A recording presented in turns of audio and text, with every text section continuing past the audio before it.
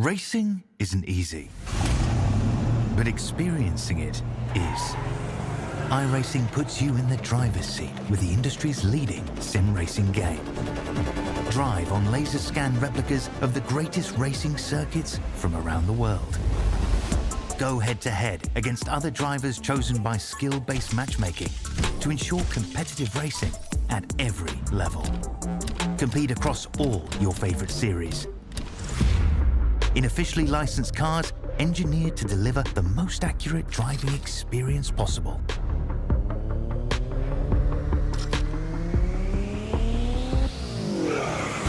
Join a race or host your own with players from across the globe. Race against the computer or in a league with friends. Feel the thrill behind the wheel. Visit iRacing.com.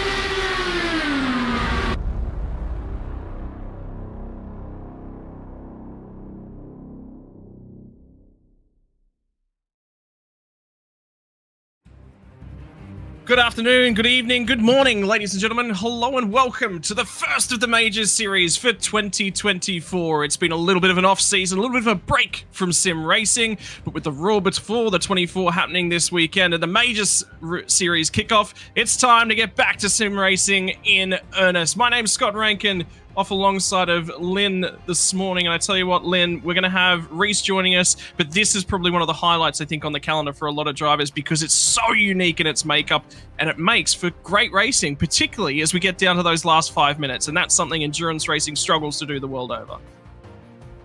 You said it best. This is a fantastic facility we are at for the first time in the majors history. We are at the wonderful Fuji Speedway in the nation of Japan. Quite a lovely scenic location at the foot of the world famous Mount Fuji. Take a look here on the map, just southwest of Tokyo proper. What started out originally as a super speedway design by Bill France, when the money ran out, they had to improvise and they crafted this lovely little facility right here. Probably one of the widest surfaces you will find on the schedule this year. Starting with the first two turns into Daiichi, out, in and out, up through Coca-Cola Corner, all the way around, up and down, left and right. It is a rolling road. Quite a fantastic little place to be. Oh yeah, this is a beautiful, picturesque track, and like you mentioned as well, the width of the track as well creates for good racing, creates for good multi-class endurance racing. The Fuji 12-hour at the tail end of last year created some interesting racing. It was a highlight of an event to be a part of, but this is what the Predator format looks like. In terms of things, the GT3 cars will be rolling off the instant that green flag flies. It will be a rolling start for the GT3 cars. For the LMP2 cars and the GTP cars, they will have to wait in the pit lane. There will be a sounding of a horn. They will be released from the pit lane after 13 minutes and 42 seconds have elapsed from the clock. That point in time, they'll roll out onto the track and immediately begin racing. And after 17 minutes and 3 seconds, the GTP cars get to make their start also out of the pit lane. And we were discussing it beforehand. The format is, for those wandering along at home, they will be sat in their pit stalls until that time. There'll be no advancing to the end of the pit lane. No, sit your pit stalls until you've been released as a class. The goal here is to get an exciting last lap battle for the overall win. There will be no class honors in this one. There will only be overall honors, Lynn, and that makes for an exciting race right the way through. And you said it. It's going to be exciting all the way to the end. And there's already, some tactical decisions of drivers selecting different classes, trying to get, work with what they like the best. We have 3 different categories, as you mentioned. We have the GT3s rolling off first, followed closely behind by the spec prototypes, and then the GTPs. But Reese, I gotta say, this is the schedule we have for this upcoming season is going to look pretty awesome. Oh yeah, absolutely. It's really incredible. The Majors series, the sheer variety of events that we've got here. Obviously, starting here at Fuji, then Daytona, the Daytona 500. That's always one of the highlights of the season for me. We're going to the Nürburgring and the Lotus 49. That's going to be fantastic in March. What else jumps out to me is Brands Hatch, the Formula Ford Festival in September. There's really a huge variety of disciplines, of cars, of tracks that these drivers are going to have to tackle throughout the season. I would be remiss if I didn't point out that round 9, that is our wild card round, where our two divisions, Pacific and Atlantic, will go to separate tracks. But the catch is, the drivers will be able to intermingle in that one, and I want to bring up that particular point because we have a lot of drivers switching about divisions for this upcoming season. There's a major transfer mostly from Atlantic into the Pacific region. Names like Ross Banfield, Dallas Pataska, all transferring over to Pacific to take on some of the best competition in the Pacific region. You see the standings from last season. They want to go up against these guys. They want to go up against Challenger. They want to go up against Bourne. They want to take on Mega. They want to see if they are the best of the best in the world. Yeah, indeed they do, Scott. It's been amazing, the sheer level of competition in the Pacific region of the majors. Christian Challenger, obviously the man to beat. So that's one heck of a yardstick, isn't it? Well, I mean, it is, and you have a look at Christian Challenger's achievements, over a variety of years on the sim, and to put him at the top of the totem pole and say, all right, that's the target. I really, really like the nuance of drivers switching regions as well. They're saying, hey, we don't want to be out here running on our own. We were chasing that highest level, ultimate top tier of competition, and that's phenomenal. The drivers as well, the fact that they're saying, hey, we want to be congregating in this region to have a super region nearly of sorts is phenomenal. But yeah, look, I mean, we spoke about that calendar. Everything about the majors just oozes confidence, oozes excitement, oozes enthusiasm, and there's more events on that Auto Club Pocono round. Like that's wetting my lips because those are my two favorite oval tracks. So you know what? Might be time for me to whip out the credit card, get back behind the seat, and get back involved in things for my favorite two oval tracks. Yeah, absolutely. We're looking at the teams championship standings from last season here at the moment. Mega Racing Team was not so much dominant, but still one of the best teams out there. Forge Gold definitely gave them a run for their money, but we see these big gaps getting further down the field. Everyone from Middle Finger Racing back. I'm thinking about the Middle Finger Racing guys. If they are competing consistently this season, I think 2024 is going to be one that I think the MFR guys like Dan Stevens, Gavin Barber, I think they're going to be hoping that 2024 smiles on them, because they have been quick, but their luck hasn't been the best either. Yeah, I mean, it's, like you said, particularly with the calendar that we got on offer here and the length of the events as well, consistency is extremely key. It's very, very difficult to maintain that high-level performance at the lengths that we've talked about as well. Like, that's, like, you wouldn't believe it. And for the guys up and down the field, I mean, again, the majors, it's just, I'm so proud to be a part of an event like this because of the long-running history of majors, the level of the drivers and everything. This is to me one of the pinnacles of sim racing, and it's not just from the reason of the talent and the raw abilities of the drivers. It's also the prestige of the event. This is effectively the Le Mans, the Spa 24-hour, the Monaco of the sim racing world, and the fact that it's open and it's available to everyone is what I've always really loved about this series, and it's out there. I've known about the major series from my very first days in terms of sim racing. It was one of the first things that was sort of mentioned to me, and you don't get that with any other style of event, man. And I can't offload that sense of I want to look after this event, I want to do it right, and I want to participate more and more and more. It's just beautiful. I love this place. Yeah, and I also love the fact that the Majors supports a charity with every single event that they run. Drivers can buy extra qualifying laps, and that money goes to charities like the Crohn's and Colitis Foundation.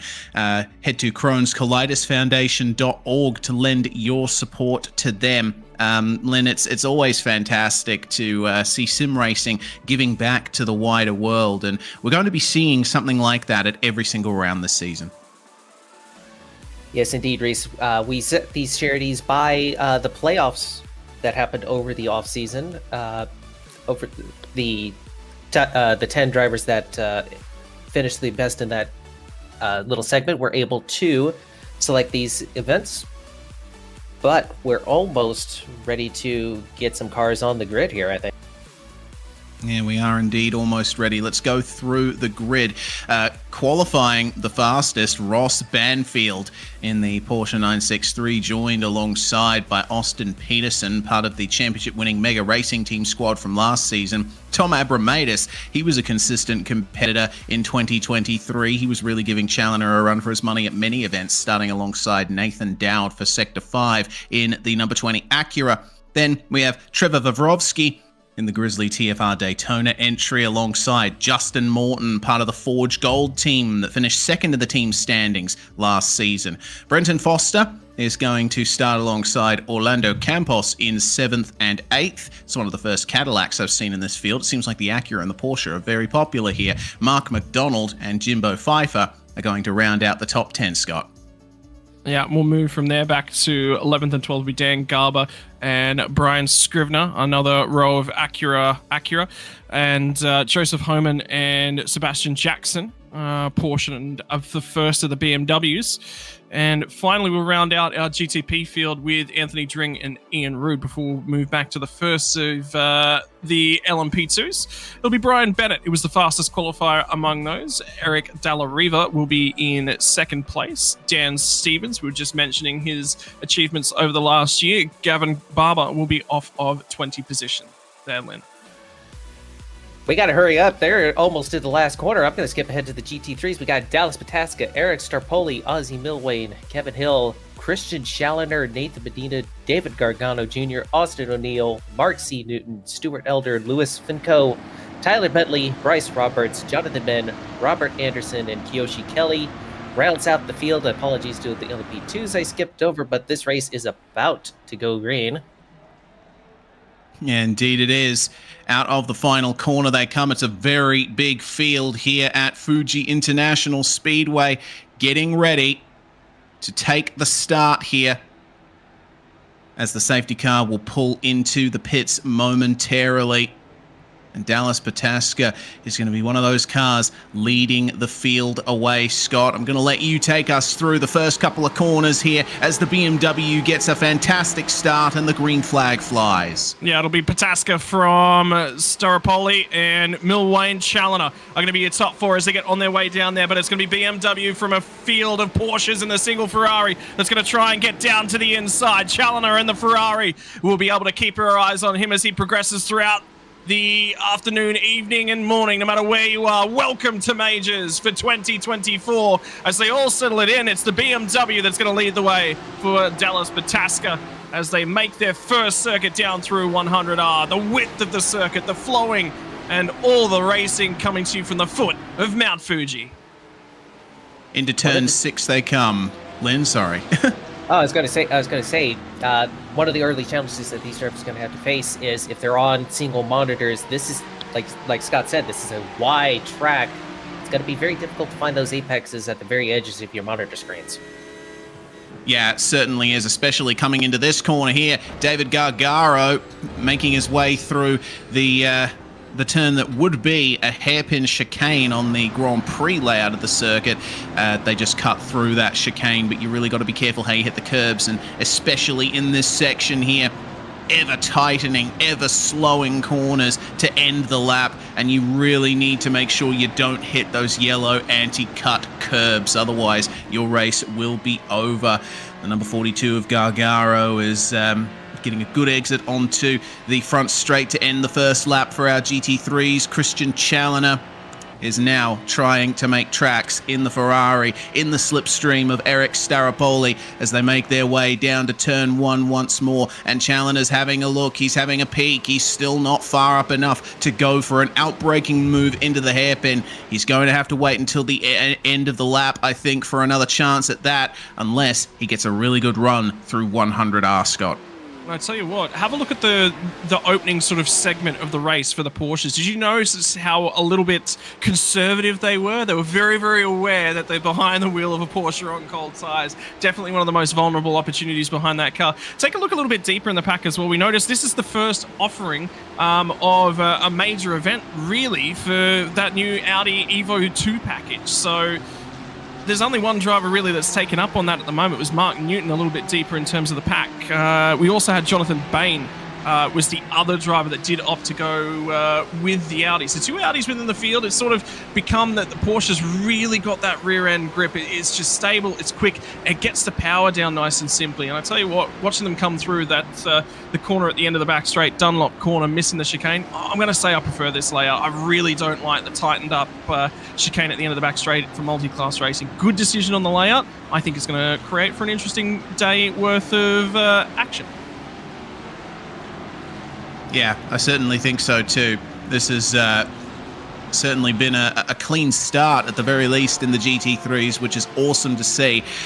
Usually when you're racing at a track like Fuji and you've got that tight first turn, there's a chance that there's going to be some lap 1 turn 1 shenanigans, but Lynn, we didn't see any of that as Pataska is already setting the pace here. Fastest lap as we're looking at battles in the midfield. The Mercedes trying on the Ferrari here into the first turn, and that's a little bit wide there.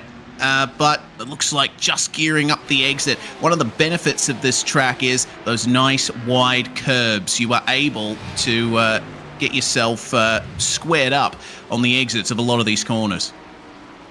And another advantage with the GT3s is they have all of the electronic technology available. They've got anti-lock brakes. They've got traction control. They can just basically go into autopilot, stomping on the brakes for their braking point at every single lap. And early on, it is a predator race, so everybody's just minding their P's and Q's. They want to build up as much of a gap as they can to the other classes, so when that time does expire, they have the largest gap possible, Scott. Yeah, an interesting point to note is just how far Dallas Pataska has actually pushed out.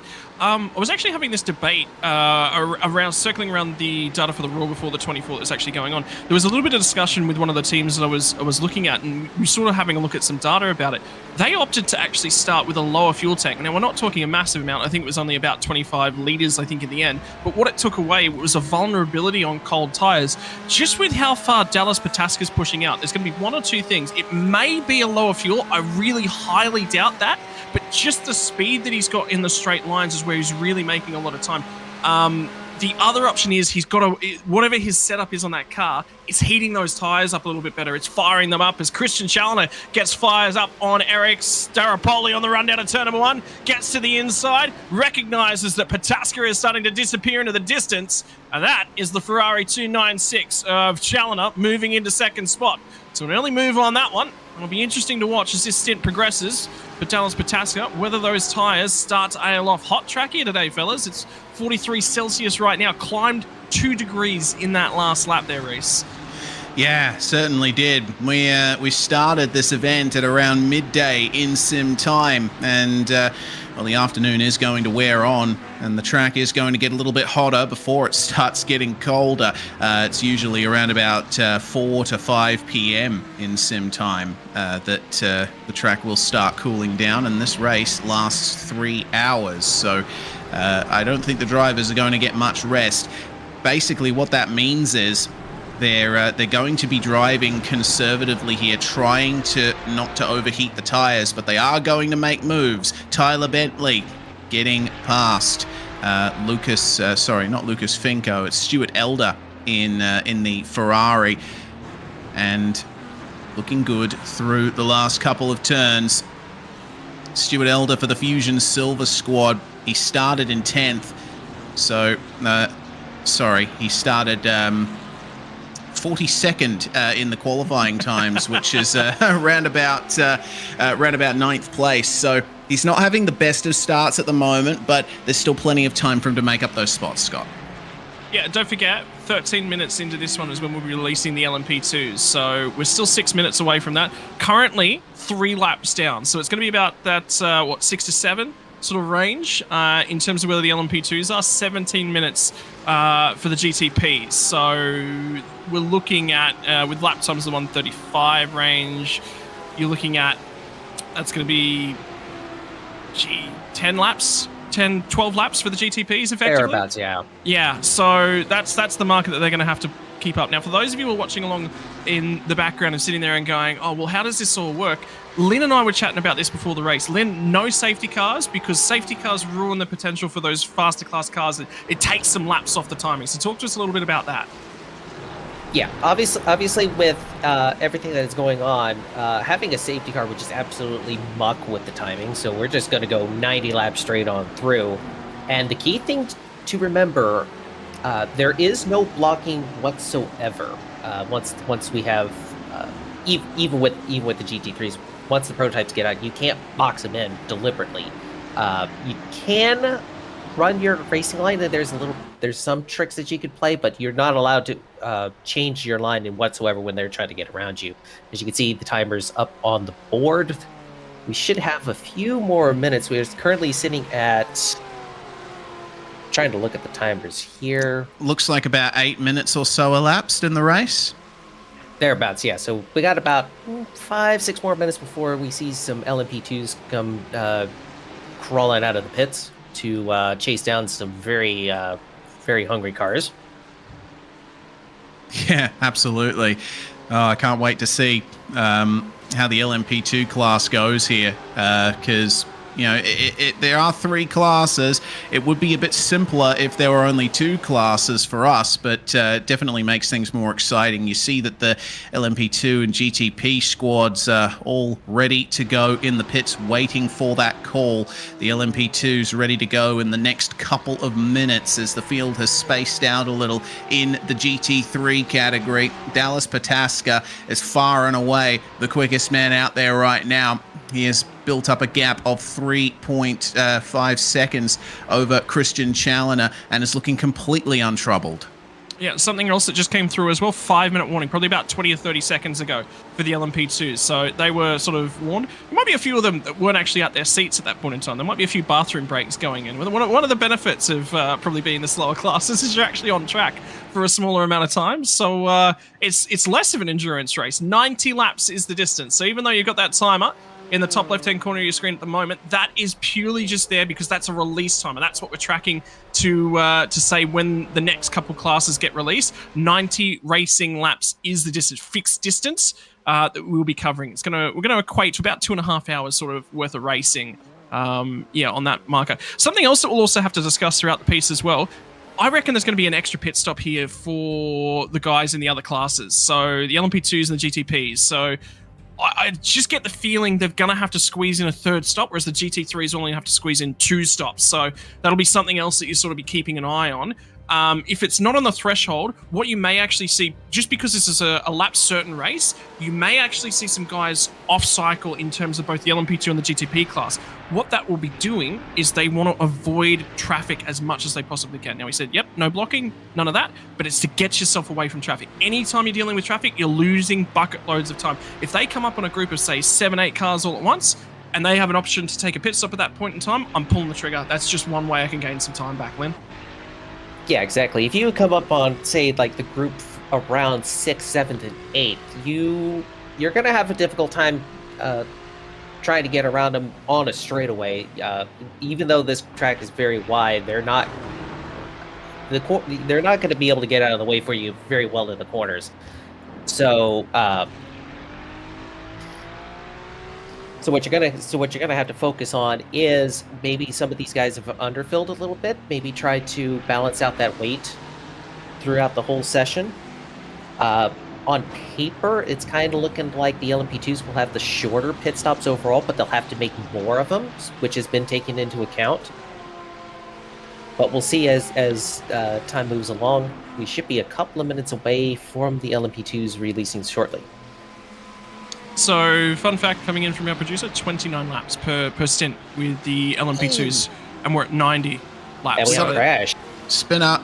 That's Kevin Hill. Unfortunately, at turn 1, it looks like he went a bit deep. Sorry to interrupt you guys. Nathan Medina almost got spun around there. It looks like Hill was a bit too late on the brakes. Fortunately, he's managed to get going again, but now he has a ton of cars behind him looking to take advantage. Here's how it happened. Just missed his braking point. He was going to overshoot. Very lucky not to turn the other car around. Well, he made contact with the Ferrari and whatnot as well. That was very, very lucky that the only person majorly impacted was himself. So, yep, look, all drivers well done in that situation. 2-minute warning on the LMP2s as well. So we're closing in rapidly on those LMP2s about to come out of the lane. This is where it gets spicy, boys. They are going to be coming out, I think, fractionally ahead of the GT3 field. So they will get quite a number of laps to get their tyres in and start pushing at their pace as well. Can we talk about this margin, though, that Dallas Pataska's absolutely pushing out ahead? It's starting to stabilise. Challoner's starting to sort of drag him back a little bit, but he is just making bulk time down that front straight. I'm going to put money on it. I think he's underfilled that car. I really, really do. I just don't see it. Maybe he has the thing trimmed out to the absolute maximum is how he's doing it, but the other cars should be pulling him back in the middle sector, and they're just not at this point in time. So, yeah, take that from that what you will. It's entirely possible that he's underfueled the car ever so slightly. I'm using the Lamborghini on the Atlantic side, and I can get about 41 laps on a tank of fuel as Kevin Hill comes into the pits to check his damage.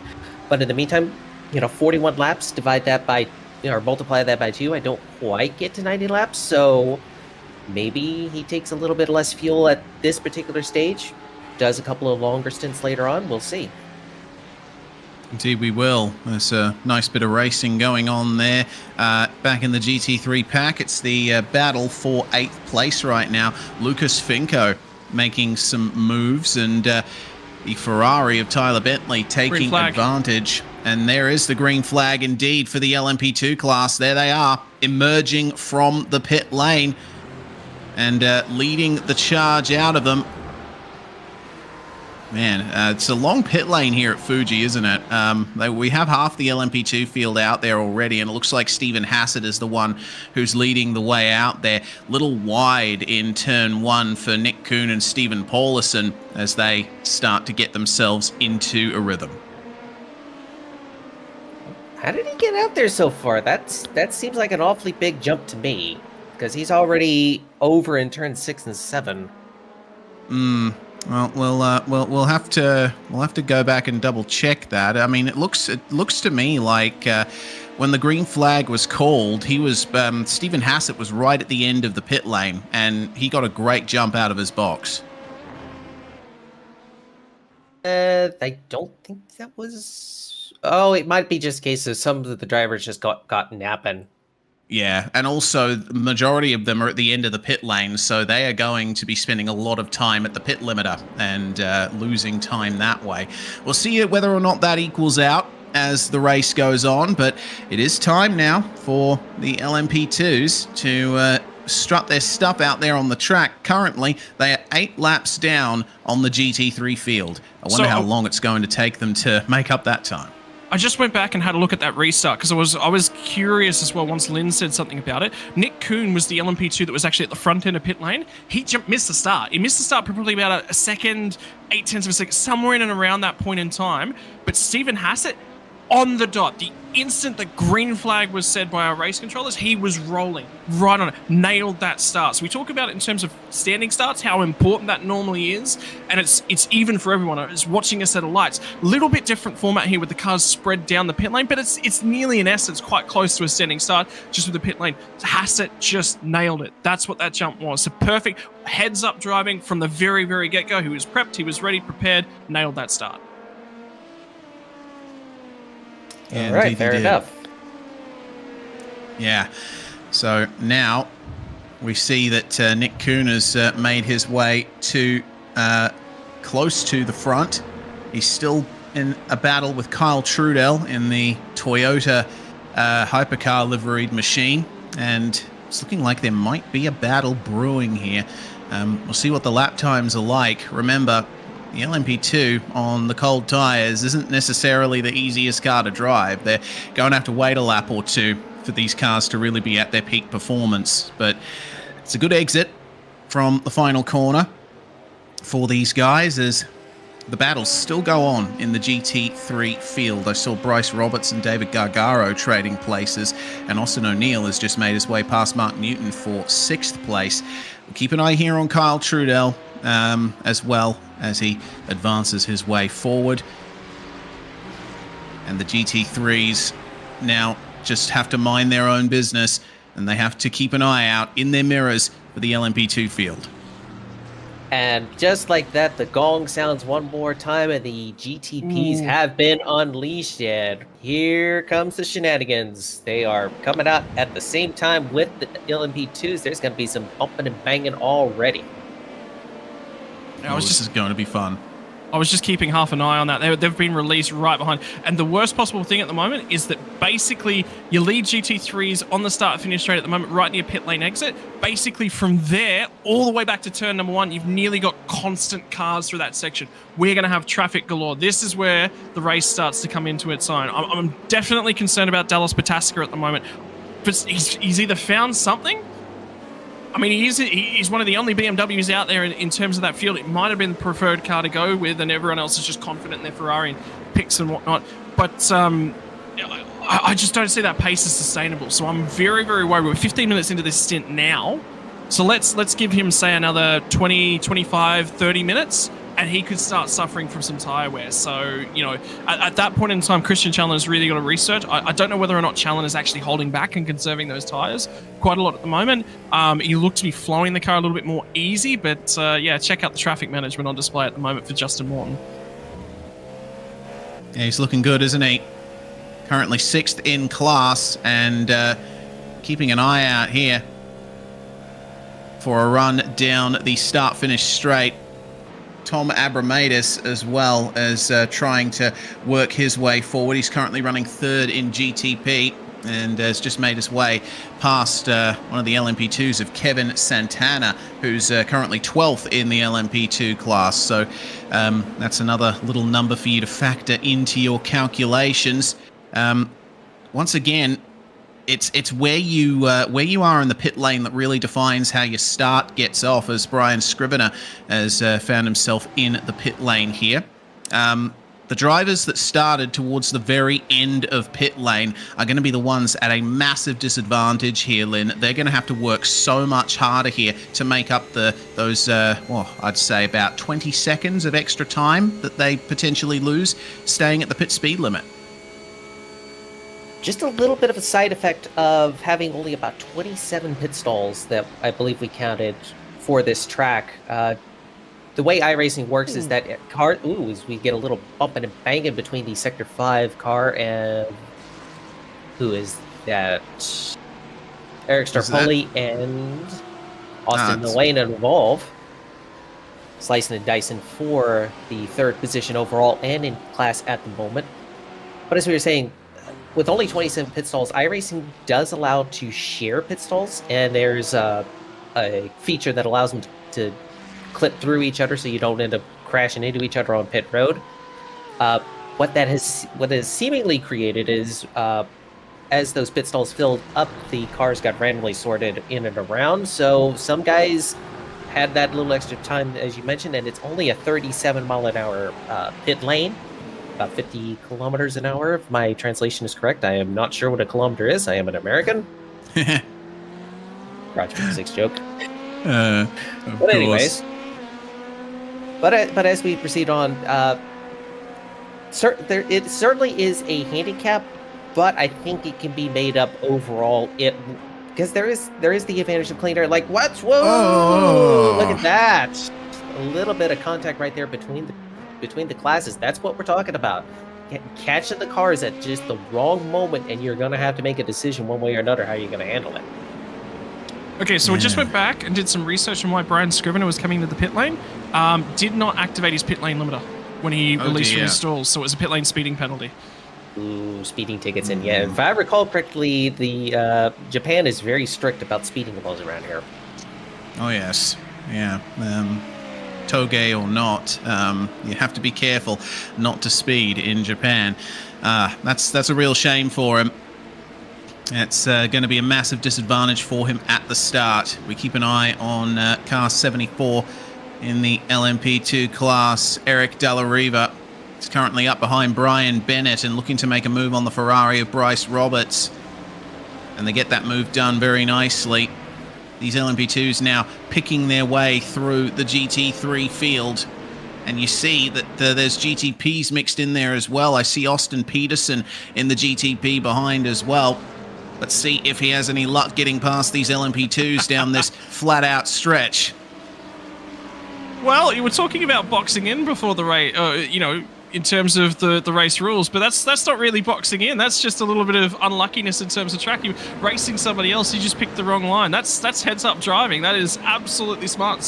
What I love about this event as well, I was just thinking about a little bit about the psychology of it. There is no benefit in this style of an event. Yes, you certainly want to be very precise with your overtakes, but this event rewards aggression. Now, the rules definitely back that up. The driving standards that the drivers have been asked to sort of behave around certainly say, yes, we want you to be more aggressive about the overtakes. We're going to protect you. There is no blocking, those sorts of things. So it's going to be down to putting the car in the right places early enough, but this is going to absolutely reward people who are more aggressive through traffic. I don't know about you guys, but when I'm normally doing endurance races, I'm very, very circumspect. I want to make it very clear when I'm looking for an overtake. I'm very much about protecting my car. You might see that a little bit more. These drivers are going to get aggressive. It's going to change that whole dynamic of endurance racing. A little bit of a different approach on it. Who doesn't love a new formula? Yeah, absolutely. It's so much fun. Dan Stevens, meanwhile, the Legends champion from last season, having to negotiate the GTP traffic, making their way around him. Lynn, it's always fun to see. I thought I saw that heart rate monitor that he had up on his his onboard jump a little bit when he went a little bit wide there into turn one, trying to avoid hitting stuff. It's all about minimizing those little mistakes that you make and not making the big ones, as we see. What's happening to the 91? Ooh, Stephen Hassett, yeah. That's a big spin there. I'm wondering, he was leading the LMP2 class. It looks like he just caught the grass on the exit of the corner and spun around. So I think he might be out of contention for the overall victory, at least for now. He was aggressive over the curb, and that sent him wide. Yeah, these curbs around here, they may be wide, but if you use too much of them, they do bite. And that's one of those big mistakes that you're just going to have to settle down and concentrate, try to claim back your position. He falls to third in class. Did you just see the swarm of cars on that track? Yeah, in that I know. shot? Have a look at this. How beautiful is this? This is sim racing. This is racing at its finest. This is multi-class racing at its finest. Everywhere you look, there are 2 and 3 wide situations at the moment as everyone's sort of trying to figure it out. And you've got to take a very quick glance at the cars that you're around and go, what's it is? Well, for a GT3 car, very, very easy. They stand out, right? They're a road-going car. They're not a prototype. But the LMP2s and the GTPs, whoa, as the Porsche goes around in the background. Well, that's a bit awkward. That's, oh dear. That's Eric Starpoli. Yeah, okay. And he is not very happy. Oh, careful on the re-entry. Yeah, that's a very bad location to be stuck in. That might have been worth a tow, but he manages to get going. We see here on the replay, just what happens? Ooh. Oh, he just gets doinked on the way out. Not a whole lot you could do in that situation except back out completely. And I'll be honest, you may think it's pretty, but I'm reminded of the roads in Dallas, Texas. This kind of looks like I-635, and it's scary. Yeah, if I could bring in a Perth reference, it's like the Mitchell Freeway coming into the city on a Monday morning. It must be very stressful out there if you're in any class. And I think the issue that Staropoli had there, as we see GTPs making moves on LMP2s, maybe for position, who knows. Staropoli driving a GT3, going through that 100R corner. The GT3s do provide a bit of downforce, but they're largely dependent on mechanical grip, and so they take wider lines in and out of corners. The GTPs and LMP2s, they can alter their lines and, a little bit of 4 wide, fun. That's something that you have to take into account when you're lapping GT3s. You've got to be careful of them tracking out wide on the exits of corners. Can we keep an eye on the LMP2 battle for position at the moment from 3rd through to about 6th? There's not a huge deal in it, and they're all sort of approaching cars at an awkward spot in this point of time. They've basically just cleared the GT3 field at the moment. I think they've only got Challoner and Dallas Pataska to go at the moment, and this battle pack's actually just going to go to the inside. That is Challoner right there in sort of the shot. But these guys have sort of been all right together, and there was actually an overtake for position down at turn 1 on the most recent lap. There was a group of GTPs that they were sort of with, so there was 3 of these guys battling each other in GTPs as well, and Eric Dalla Riva sort of went really, really deep and forced Brian Bennett's wide at the end of turn 1. Have a look at the queue up to try and get through, and Challenger's sort of got to sit there and go, well, I'm going to stay here. Best of luck, everyone. And have a look at the small profile differences from the front end of those GTPs compared to the LMP2s as well. There's not much in it, and you're going to catch them at such a rate of knots. You've got to be aware of it very, very early. This is rewarding drivers with their eyes further down the road than most. Speaking of which, if we can get a replay real quick at the 333 had an incident with the 93. Speaking of mistakes, there's a little bit of a compounding issue going on with the 93. Yeah, it seems like Eric Staropoli has not had the best of times at the middle sector of the circuit. It did look like Mark Santana made his way through in the corner, but not quite enough, and Staropoli bumped him around on the exit. Here's how it happened. So the move was made. Santana is trying to sneak through, a little bit of a bump, and then Staropoli gets on the power, but Santana's not quite there yet. And that's a key thing with the LMP2 cars. They have the same speed near at the top end as the GTPs, but they don't have the acceleration. They can't get away from other cars as the GTPs would. So they have to wait a little bit to get back on the gas, and the GT3s are already there with traction control and all that. Yeah, indeed. The LMP2s have less power at their disposal. The GTPs have an electric motor supplementing their internal combustion engine power, and the GT3s, well, they might be producing anywhere from 500 to 600 horsepower, but they are very heavy, loafy machines. As this battle here between I think it's Nathan Medina and Austin. No, it's Bryce Roberts and Lucas Finko. The battle for 9th and 10th. Stuart Elder in the other Ferrari just behind them as well. This has been a very entertaining fight, and it looks like for the time being, Roberts is the one who has it. A little bit of a narrower exit out of the final corner. Here's a replay of traffic management. I believe this is Daniel Stevens making his way past the GT3. Look at the right here of your screen. GTPs making their way on through. That's yeah, really good lane choice as well. But whoever that GTP was, that's great decision making, because that's basically, if we can get into a rhythm right now whereby all the GTPs are saying we come off the last corner and we're going to feed to the right, about the only time that's going to cause an issue is pit stops. But then if you're very early on the power out of that last corner, you dart straight across the right hand side. Anytime you need to make a pit stop, you cover it off. That's one of the big things I'll be saying to the drivers right now is instead of coming off that last corner and running your regular racing line, cover the inside the whole way through. Just telegraph that move, you'll be fine. But I really, really like that traffic management from that GTP. That's save! Nice. Sensational. Nicely done there from Bryce Roberts. I mean, obviously he's lost positions now. He is now well behind Stuart Elder and Lucas Finko, but still, get on the brakes, get on the throttle, get the car straightened up. Well done. How on earth did that eventuate there? He got on the brakes, he caught the grass and the curb on the way into the corner, right on the lock stops there. And, well, there you go, done. Unfortunately, his tyres will be a bit overheated right now. He's going to have to conserve them a little bit more. Can we get Running in the 90s playing in the background? We're in the right country. Yeah, we certainly are.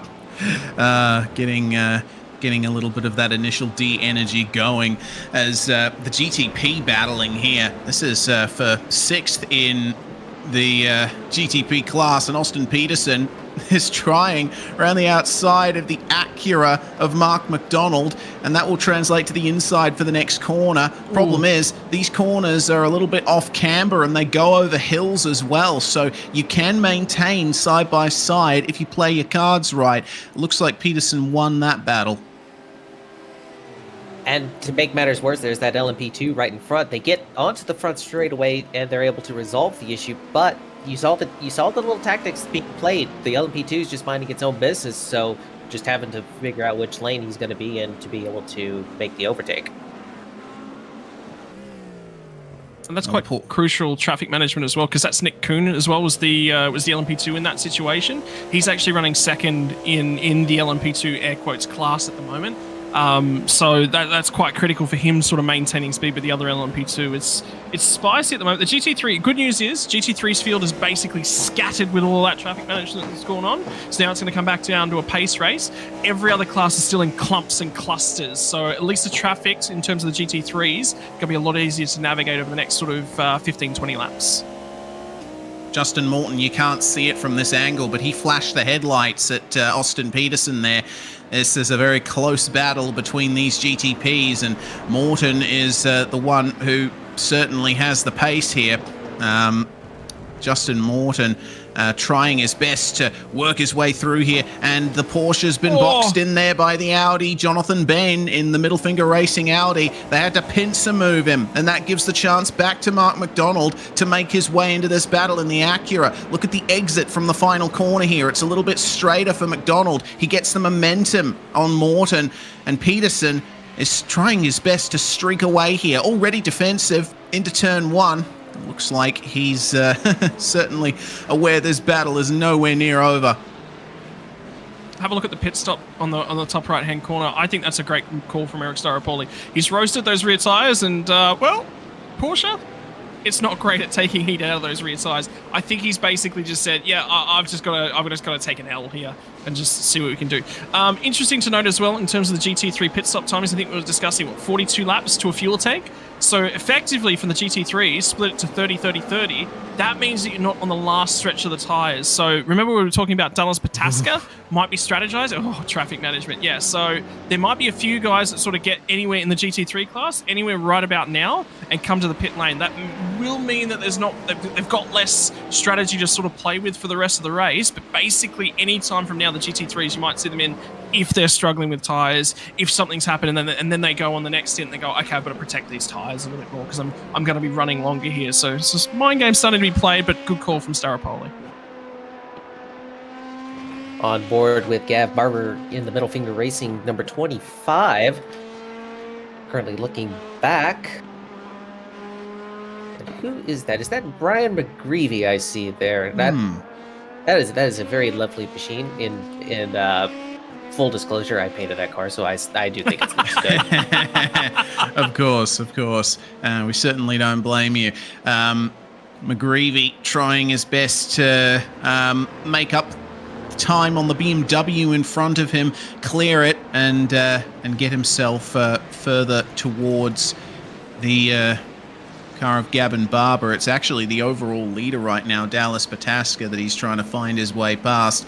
Meanwhile, this battle we were looking at earlier, by no means over. In fact, it has grown. Mark McDonald getting the move done on Austin Peterson, and looks like Orlando Campos and Jimbo Pfeiffer have decided to join in the fun as well, trying to work their way past the GT3s. That was one of the Fusion Ferraris. And this is a point that we have to keep highlighting.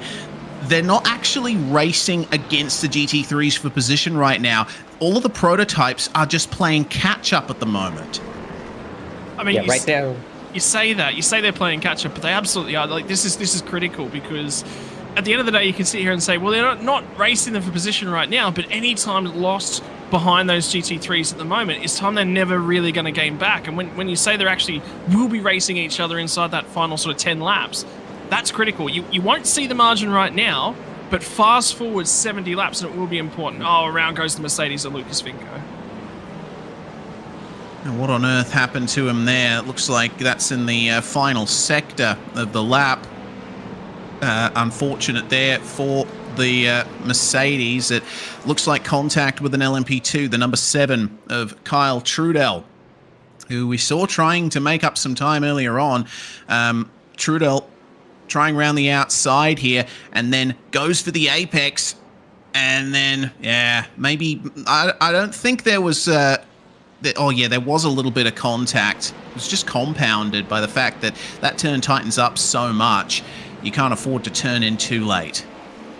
Yeah, at that particular corner, that is probably where you're steering the most, so any bit of contact onto the tread of that right front is going to send the car around for sure. Lucky that didn't cause a bigger incident, because that car could have easily have slid right onto the racing surface, but when you're the class leader, you're kind of setting the pace. You just got to go. Yeah, that's exactly right. Now, the battle for third in GTP, Nathan Dowd in the Acura, Trevor Varovsky in the Porsche, and then Brenton Foster behind, who's running a bit of a retro paint job. We saw it, I think, the 1970 Le Mans 24-hour, one of the 917 Longtails running that particular livery. Always nice to see a little bit of retro flavor in a majors event. Mega Racing team always bringing out some excellent liveries. For the time being, we'll keep an eye on that battle as we check out Christian Challoner's paint scheme. That's another retro job there. Always love Ferrari red and yellow. Never out of place. Beautiful cars. Go ahead, Kinch. I was gonna say, yeah, we have a lot of good painters in the field with these teams. Unfortunately, the name of the mega painter just slipped my mind, unfortunately. There's a lot of talent at work in the majors field. Speaking of liveries that strike out, MFR, Jonathan Ben, trying his best here to make up a position on Kevin Hill, who, remember, was the car that spun at turn 1 very early on. Had to back out of it. They had the LMP2 of Gavin Barber making his way past. Gavin Barber and Jonathan Bean are both part of Middle Finger Racing, and I think Jonathan was just saying to Gav, okay, mate, there you go. You can try and make your way past. I won't fight you too hard. We want to get the best result possible for the team, despite the fact that they're in 2 different classes. Meanwhile, look at this battle further up the track, 3-way. Between these LMP2s coming into the final corner. Dan Stevens, Stephen Hassett, and Christian Abate, who's a very quick driver indeed, gets a good exit. Meanwhile, problem for the number 91 of Stephen Hassett, potentially. No, just a nice overtake. He did make a mistake, but Dan Stevens was right there to take advantage. Scott, that was opportunistic as heck. I love it. Opportunistic, but well done. Like, well pulled off. Sometimes it's difficult when you get there and you see the driver ahead of you making a mistake. You're kind of like, are they going to sweep back? Or sometimes it's just easy to chase it in. But no, for Dan Stevens, it was just awareness. Now the 91 as well starting to struggle a little bit in terms of setting himself up for Stephen Hassett. We saw that moment that he had earlier on. Interesting to note as well, the GTPs have completed 15 laps. They're about to complete lap number 16. They've already taken 2 laps out of the GT3 cars. I reckon at the moment, the current pace and current sort of trajectory, add an extra pit stop into that mix at the moment, they're going to catch up into them about that lap 83 marker. So it's probably going to be a little bit early, but based upon current trajectories, that's where we're looking. There's a couple things to sort of buy into that, though. One of the things is the cluster factor in terms of all the classes. When you get a lot of GTPs, a lot of LMP2s really all tied together, what happens is you lose more time when handling with traffic because everyone's got to play around and allow for more time to sort of be gained to be lost. For the GTPs, it's sort of mega in terms of things because they've got to do a lot more traffic management. They really can't show their pace, whereas the GT3s lose a lot less time whilst that's going on. They've sort of just got to open up an apex, let them go on the straight. You know, there's not as much time lost. Now that we're starting to see that field spread, that's where it's going to become a lot easier. There's going to be less time loss, but it's going to be more consistent. At the moment, you can see that they're going around the outside of Christian Challoner yet again, which becomes the inside. But yeah, so they've taken that marker off. They're right on pace. Add another pit stop into it. I think it's going to be, as soon as we account for that extra pit stop, it's going to be around that 87, 88 marker. It's going to be very, very tight. Oh, that it is. I really love this format. Last time we ran it was Sebring, the opening round of last season, and it was a very fun race to try and pick apart. And one of the elements that I always think about is the pace difference between the classes. You mentioned, Scott, GTPs and LMP2s, they end up costing each other more time. Well, that's basically because the GTPs are closer in pace to the LMP2s than the LMP2s are to the GT3s. I mean, you look at the practice times. Anthony Dring set a 1:23.4 in GTP. Dan Stevens was about 3.5 seconds slower than that in the LMP2s. And then you have nearly 10 seconds pace difference back to the GT3s. So it's a lot more difficult as a GTP driver to try and make your way through on an LMP2 than it is a GT3. Meanwhile, on for the lead of LMP2, Kyle Trudell. Well, he had a little bit of a whoopsie trying to make his way past the Mercedes earlier, but now Eric Dallariva is starting to pounce on him. 128.3 on the last lap for Dallariva. That was a solid 7/10 quicker than Kyle Trudell on the last lap, Lynn. So I think we're going to be seeing a pass in a sec. Certainly a possibility. These cars have been passing green laps each time, usually within a couple of tenths. But the key thing at the moment is that they are in clean air, relatively speaking. There is no GTPs in front of them. There's no GT3s in front. There's nobody really hanging around them for the time being. So they have an opportunity to just set in personal best. They might be able to break away overall. They very well might. Update on Eric Staropoli, meanwhile. We saw him come into the pits earlier, and you mentioned it was a good decision from him, Scott. Unfortunately, it looks like it was a retirement. Staropoli is no longer in the server, so we have lost one driver out of this race, which is a real shame. 10 minutes in the pits now. Yeah, unfortunately, I was sort of monitoring that. I sort of said, look, I mean, that's the thing, right, is we talked, again, something that we've sort of already discussed, but now we get to develop on it, right? So in terms of the strategy, where's everyone looking? Well, if you have a look at the track map at the moment, it's nearly the entire thing covered. So pitting, just sort of dodge around the traffic. You're actually not dodging traffic anymore. It's everything sort of spread right the way over, and it is one of the aspects of Fuji that's actually quite good, is in terms of sort of clustering. You don't get major cluster effects at Fuji. Either cars that can pass each other, streak away. Here we go, it's actually an overtake for position. There we go, that is for the LMP2 lead. Eric Dallariva making the move on Kyle Trudell. Awesome job. That was a well-executed maneuver there. And, well... It's not over. Yeah, certainly not over indeed. But that's good car placement there from Dallariva. Managed to stop Kyle Trudell from making another move past him.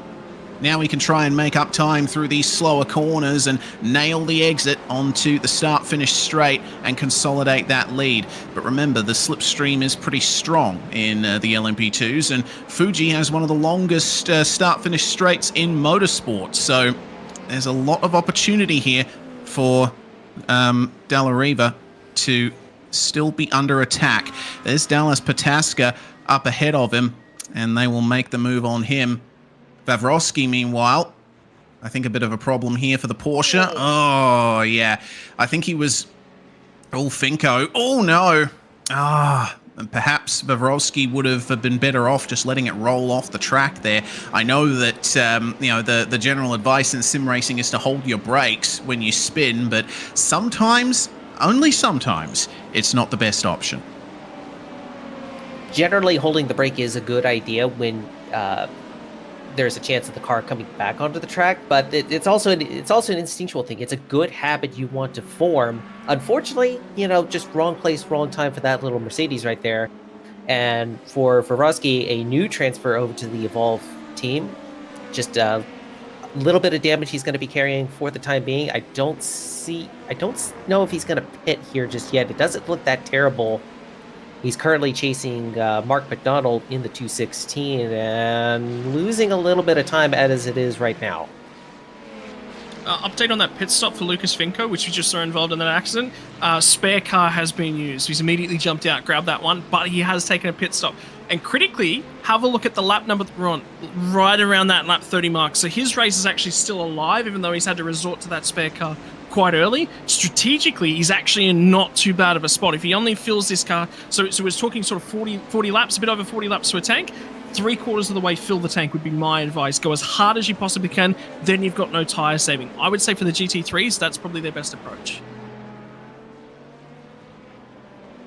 I would concur with that assessment for sure. Yeah, me too. Oh, a little bit of a wiggle there for the Acura of, I believe that is McDonald, who's, no, it's, oh, yes, it is. It is Mark McDonald. He's having a couple of issues keeping the car straight on the exits, isn't he? And that's something that I don't think we've talked about yet, is those subtle differences in the GTPs, the way they drive, the way the class is structured in the real world. Manufacturers can pick from one of, I think, 3 different chassis, and they can build their car off of that. So there are very subtle differences in the way these GTPs drive. The Acura has a turbo V6 engine, which also changes how you get on the power. You want to try and keep the revs high, and when that power gets delivered, it can sometimes catch you out, as we saw on the exit of that corner. McDonald then trying to defend still against Vavrovsky as they made their way past both LMP2 and GT3 traffic. You can see that Vavrovsky has a little bit of damage to his left front as Austin Peterson is making his way into the pits, and it looks like there is some damage there to the Mega number 77. See if we get a replay of that shortly. There's big whack left rear corner. Yeah. Yeah, it's a real shame there. Trying to find him on the board. It does look like he did also take his spare car as well. So, unfortunately, it's going to be a bit out of sequence for the GTPs. But at least with the spare car, he has a chance to get right back in it. I'm going back to see how Austin Peterson got that damage, and it looks like it happened a long time ago. So he has been carrying that damage for quite some time, trying his best to maintain some pace as we have GT3 stopping here. Dallas Pataska is now in the pit lane, and it looks like short first stint, 31 laps completed. So, I mean, Scott, you mentioned the fuel issue for the BMWs. Looks like we are seeing the first of that as Austin O'Neill also joins in the Ferrari. Now, for Austin O'Neill, I don't necessarily... I'm looking at Austin O'Neill and I'm not going... I don't think that's an underfueling for Austin O'Neill. I think he started with the full amount of fuel on board. What I think he's actually doing there is he was actually in a direct eye-to-eye battle with somebody else. There was another one of those GT3s that just come down just recently as well. So there's a few cars that are sort of going, oh, I want to get onto the fresh rubber, and rubber is certainly a concern for all cars and all classes certainly involved at this point. But for Dallas Pataska, that really surprised me. I love it when people get switched. Here's the thing. I hate drivers that do the same thing week in and week out. I love drivers that get their thinking caps on and try something different, because 1, it keeps us guessing, 2, it makes the race interesting. But you could just see it from Dallas Pataska. Something was different about that car, and I was sitting here going, no, there's no way he's underfueled that car. There's no way. Yeah, that's exactly what happened. I can't believe that. Yeah, it's a very interesting strategy indeed. Let's see if it pays off for him. He has emerged down in 6th place in GT3 at the present time, and looks like he has a little bit of clear air around him. Yes, he is having to deal with some LMP2s and GTPs right now, but he's not involved with any other GT3s, which is definitely a bit more of a benefit for him. So let's see how he goes with Bryce Roberts in the number 43 also taking a pit stop in the number 43 Ferrari. And just saw that pit stop time as well. It was just dropped off the screen on the right-hand side. 30-second stop time. So that is, again, I would say that's only a 3/4 fill. So he's absolutely got his timers right. I'm going 30, 30, 30. That's my targets. Good job. Yeah, indeed. Dallas Pataska as well. Looks like His pit stop was 32.4 seconds on my end at the very least. And, well, Christian Challoner is going to take the race lead from him.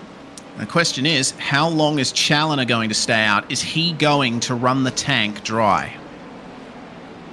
And that's going to be the interesting thing to find out. Like you said, Scott, put the thinking caps on. At this point, the window is open. If you want to come in at any time between now and when the tank starts to sputter, it's certainly your choice. If you take it now, you're going to have a couple of more even stops. Maybe you go longer. Maybe you take a shorter stop. Depending on the tire wear, who knows? You might be able to save some tires for the end. And this isn't a straightforward... Normally when we sit down and you look at the GT3 class as well, and you go, it's an endurance race, you're generally looking for that 55-minute to an hour-long stint because it's timed. This isn't a timed race. This is a 90-lap certain race. So you know exactly what your numbers are. It's not about looking for a time number that you're targeting to get to. It's not about adding your pit stop on top of that to really target something. No, it's 30, 30, 30. Now, if you want to break that up and you want to do 40, 40, 20, 40, 40, 10, you can do that. But what is the point in coming back down and strapping tyres on for a 10-lap sprint? The other thing to consider with that final stop is that 10 laps worth of fuel, I don't think that's going to cover all 4 tyres. I think you're only going to get 3 tyres within that 10-lap sort of fuel. You will get the 4th tyre. It's only going to cost you 2 or 3 seconds at the end, but that is 2 or 3 seconds that you can't get back, which is where the 30-30-30 strategy really starts to play itself out. So think a little bit along those markers. And the other thing is bring your tyre. You can push the tyre. You can just push. When you're considering a GT3 setup and strategy and whether or not this is something Christian's thought of in terms of his prep work for this event, you can be a little bit more aggressive with your camber settings, your suspension settings, press that tyre into the ground a little bit harder, and yeah, you're going to burn that tyre off, but you don't have to do a full fuel stint, so why do you care? Yeah, very interesting point that you make there. And another characteristic of the GT3 tires is they don't have a cliff that they fall off until very late into the stint. If we were racing, say, V8s, Australian touring cars, cars that have tires that are good for maybe 10 to 15 laps and then immediately just fall off a cliff in terms of pace, then the 40-40-10 strategy might be optimal because you would be able to push the tires and get the best out of them on the final stint. But if you were only to strap tires on for 10 laps in a GT3, like you say, Scott, it's pointless. So I think if Challoner runs the tank dry, if the other GT3 runners go for 40 laps here, they're probably going to split the remaining laps in 2, so maybe a 40-25-25 strategy. Yep. That's definitely an option. Yeah, it comes back to setup. I really, really think if these guys have just gone out of the box and they've just gone looking for an endurance setup, now obviously we do have some setup tweakers in the field, but if you've gone to a setup shop and you've gone looking, all right, I want a Fuji setup, I don't believe there's actually been major tweaks since the Fuji event at the tail end of last season. So you could actually just go and grab those setups straight out of the box and strap them on the car and be good to go. The problem is endurance setups, again, you're not really going for an aggressive camber angle. And I know that during that event that there was a lot of issues sort of in the last 10 laps, 5 to 10 laps of that stint, particularly if you're a little bit more aggressive in terms of the steering wheel. And it's driver attitude, psychology as well. Just having the confidence, I don't have to save tires here. Take a load of the fuel off. There's a little bit of extra tire wear that you're saving. Pataska's come into this with his real race brain turned up across all aspects of his car's performance here today.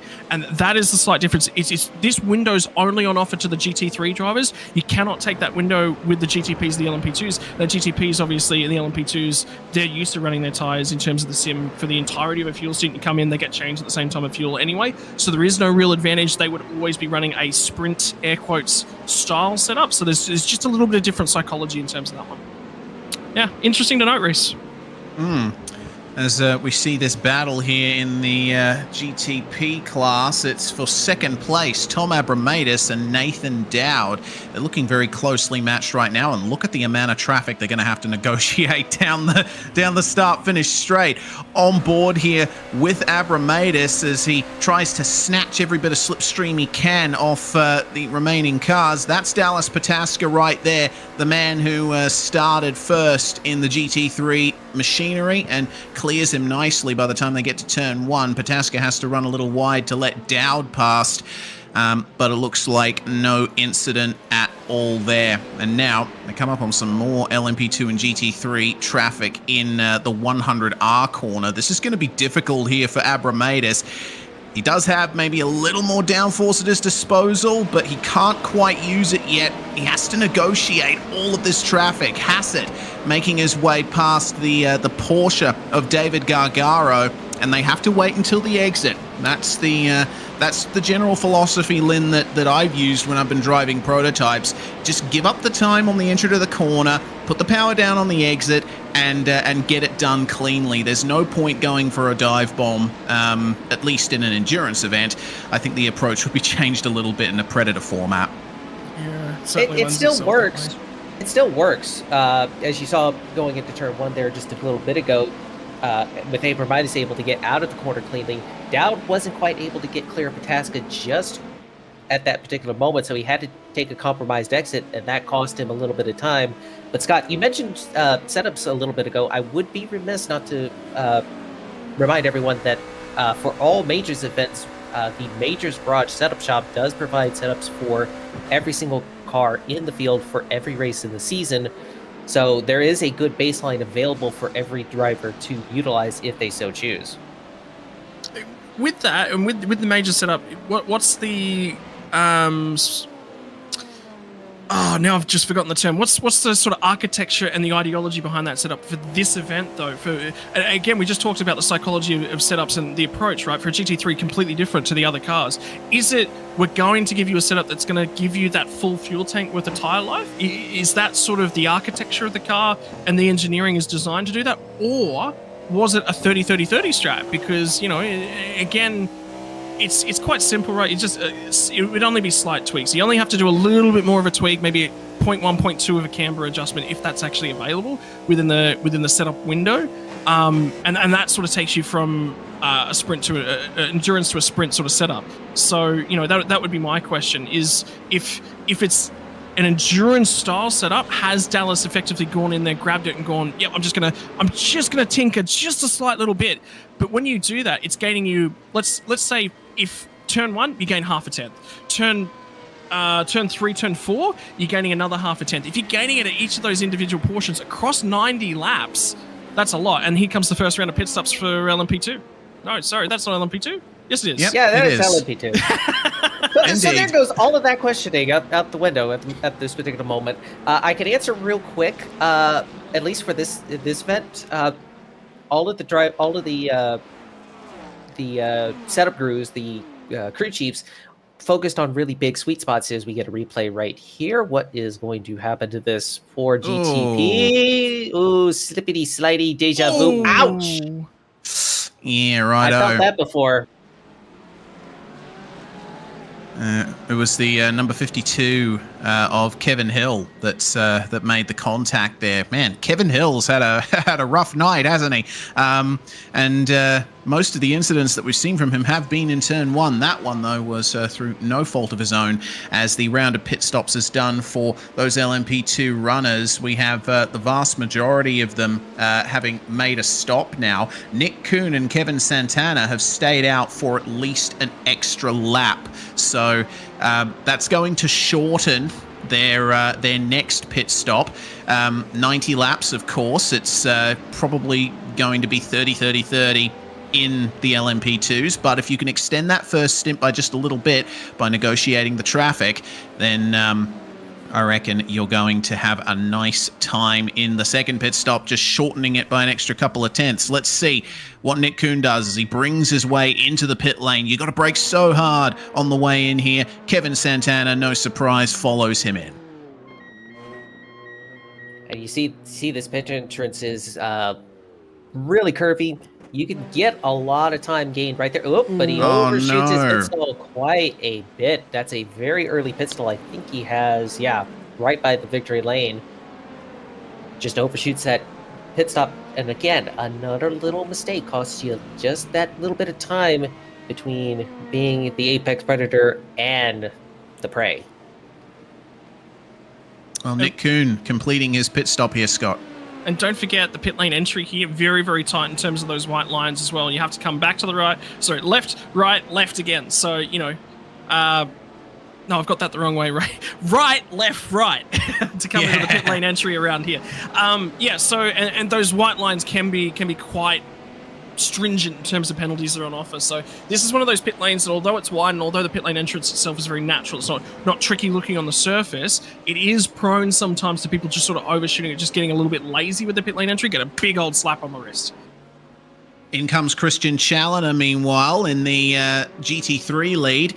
He has managed to make it 38 laps for that first stint. So it's probably going to be about 25, 26 laps, maybe 27 for the remaining 2 stints in the Ferrari. Let's keep an eye on the wheel of the Cadillac here of Justin Morton. Something went on for him on the exit here. Get on the power and, oh, God, just a little bit of a twitch. The Cadillac, of course, with a big, throaty, torquey American V8. So you've got to be careful to manage that on the exits of the corners. Let's keep an eye on Dallas Pataska here. Christian Challoner still stopped in the pit lane right now. And actually, he's just gotten going as Pataska makes his way by. This is going to be close between them, potentially. Not even close. No, Just getting not deep even now. close.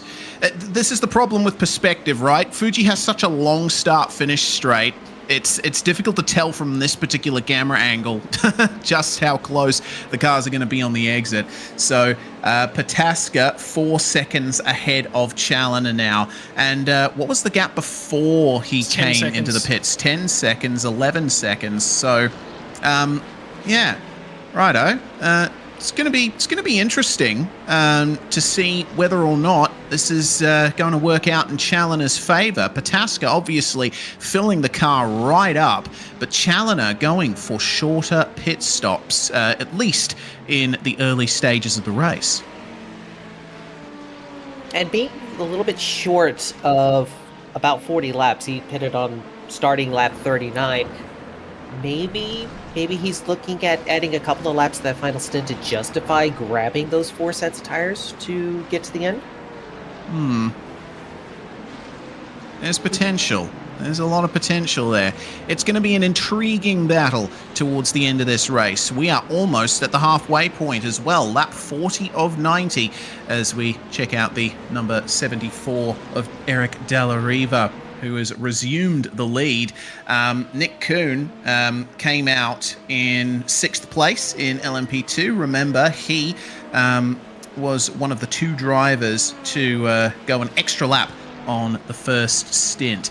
As we see Mark Newton in the MFR Audi make his way into the lane 2. We're gradually seeing all the GT3 field make their way into the lane. We still are owed pit stops from Ozzy Milwane, Nathan Medina, Tyler Bentley, Koyoshi Kelly, and Robert Anderson. Everyone else has visited the pits at least once. I'm going to go ahead and say an apology to Medina straight away. Every time I hear his name, all I can think of in my head is Funky called Medina. Me too. So, okay, so it wasn't just me? All right, that makes me feel better. You're not alone. As the American, I feel lost. What am I missing here? It's a song, yeah. You haven't heard Funky called Medina? No? Someone's Man. got some YouTubing to do right now. Yep. Oh, no. Look it up after the race. It's a catchy tune. It anyway, is. Well, in any case, more pit stops being done here. Oh, huge moment. I think it was Tyler Bentley in the GT3 class. Was in P4 at the time, and he was in between Challoner and Pataska. That was a huge error as he come off Dunlop corner. Just hard right. That's the car recovering right there. Oh, yeah. And he's missing a hood. Yep, it was a big impact with the Armco barrier.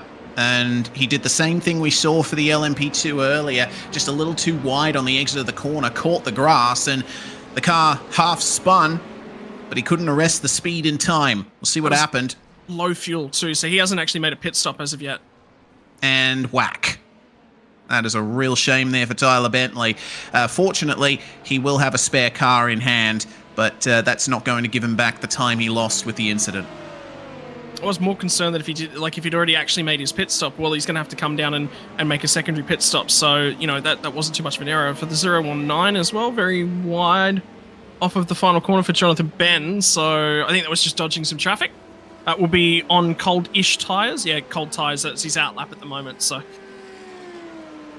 Yeah, Ben, of course, having just made his pit stop. In comes Bentley for his first stop, and that is the GT3 field cleansed.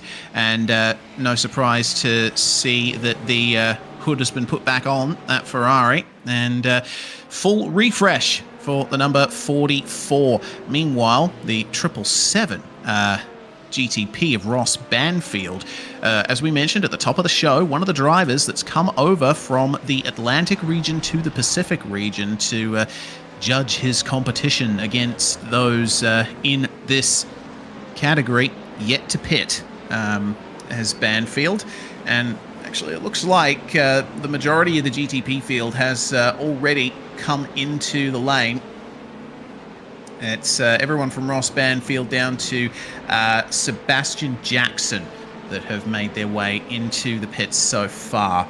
Tom Abramatis and Trevor Vavrowski have just come out of the lane, and there we go. That's going to be Banfield making his way in. Actually holds the fastest lap of the race so far, does Banfield. 124.508, and he was the fastest car on track last time by 2.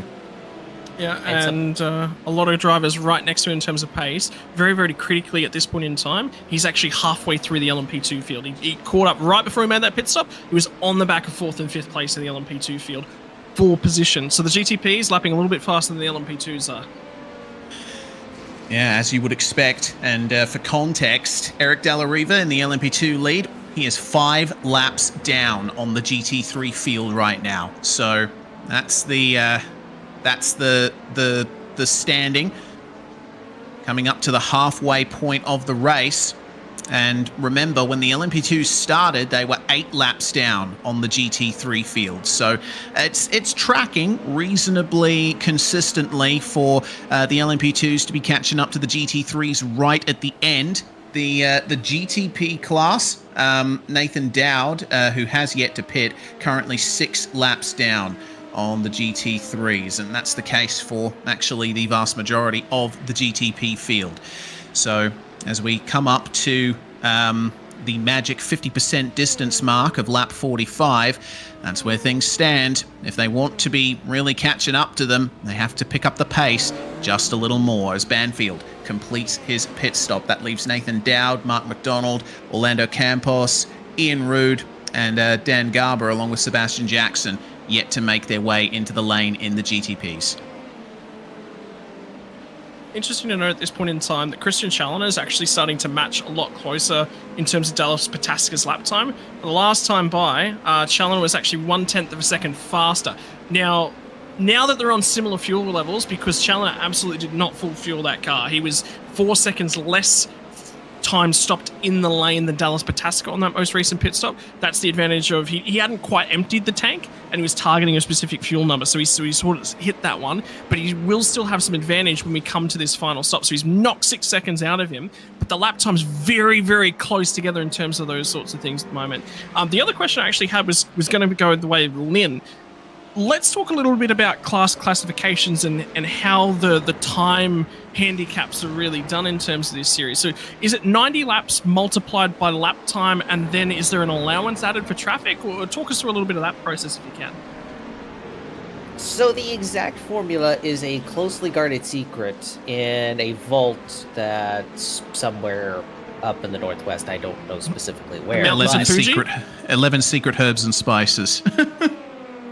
I was thinking that and the Coca-Cola recipe. But the basic formula is, yes, take the overall lap times compiled from all of the practice that has been done throughout the week. That's something that the majors is unique for. We have a whole week of practice and qualifying to put together.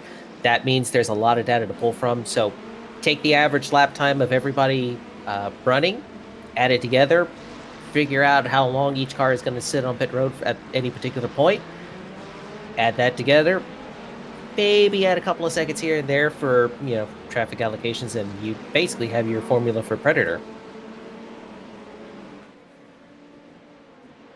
Okay, and how much can I journey into the mountains around Mount Fuji to see if I can track down the monks that hold that secret? Is it worthwhile planning a track, or should I just stay at home?